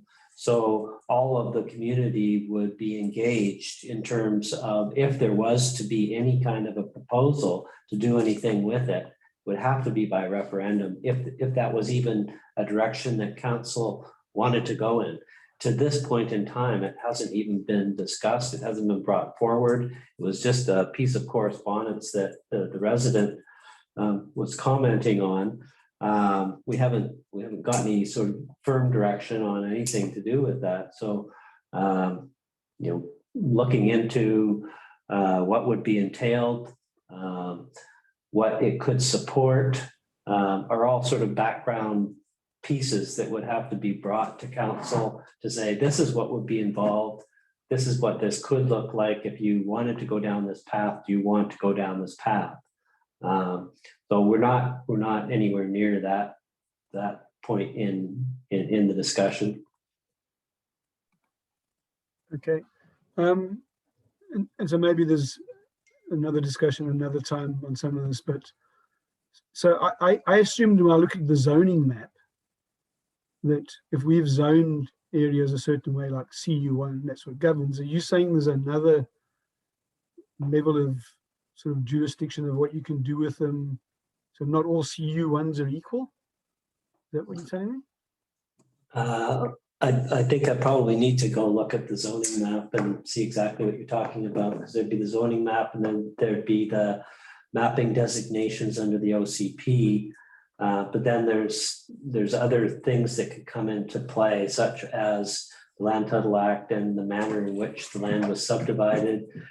How, because with every plan of subdivision of, a development like Kelvin Grove, the developer has to designate 5% as parkland, or if the council of the day had a policy to accept funds in lieu of the parkland designation, then they could do so. But there's lots of intricacies around that. So previous research and just coming across different documents in the 5 years I've been here provides me with the knowledge that it is designated as parkland, so it would require a referendum process. Council couldn't just rezone it on their own. There you go. Fascinating that this is, it's a little off the correspondence trail. Well, okay, so it's probably a discussion, yes. Definitely a discussion I'd like to have at some point. I thought Good. we rezoned things when we did our zoning map, but that's certainly something I'd like to discuss. Lots of chat there. Will that conclude the correspondence, Councillor Abbott? Yes. Thank you very much. Thank you very much to you, and again to Councillor Bain. That concludes that. Next piece up is new business, of which there is none.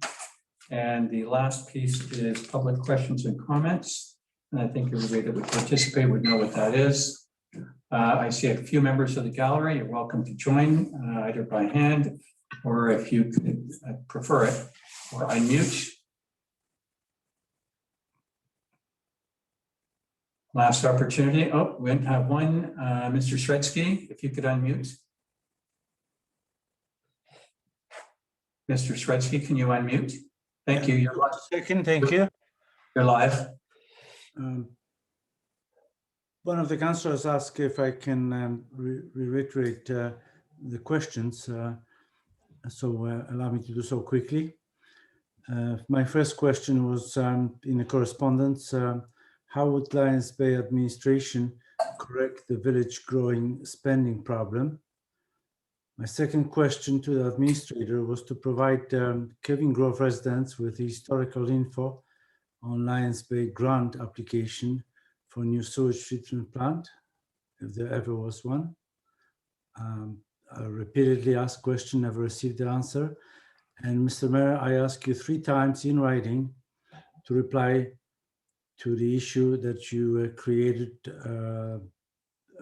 related to development on Ocean View Road, Highview Place, plans on the sale of that village land in question, plans or recognition of the duplex construction, and your personal interest in the development there. You have not responded 3 times. I ask you in writing. What is the reason for that? CAO, do you have a response on this? I think I've already answered your question just about 10 minutes ago. Yeah. With respect to the land and the access to it is not from above at all.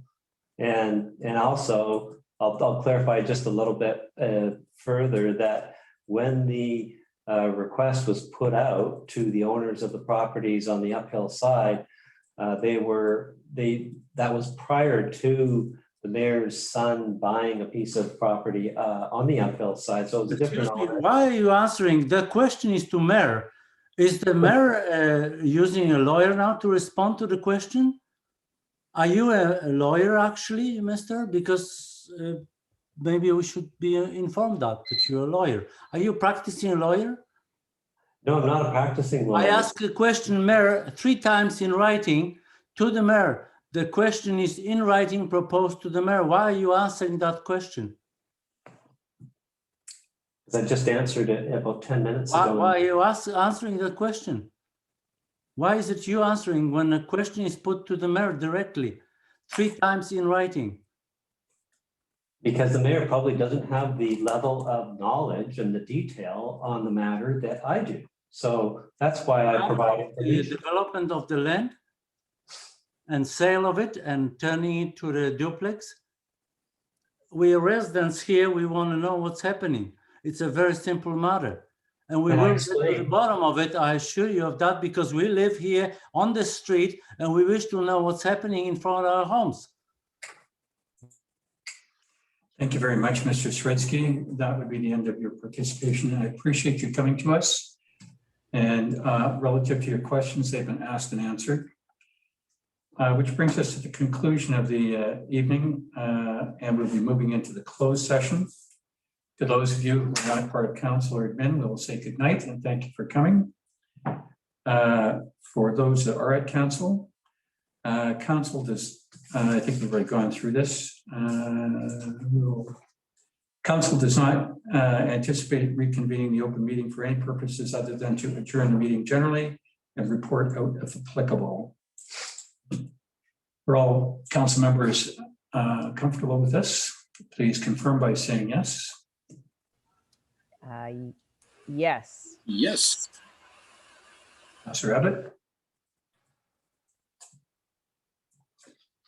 That's a yes. Can you hear me? Thank you. Sorry, yes. Yes. Thank you. To those who are not part of the staff or council, we'll say good night. We are going to the other meeting invite, correct? Yes. So we have to go to the other Zoom. Yes. So you go to the other Zoom.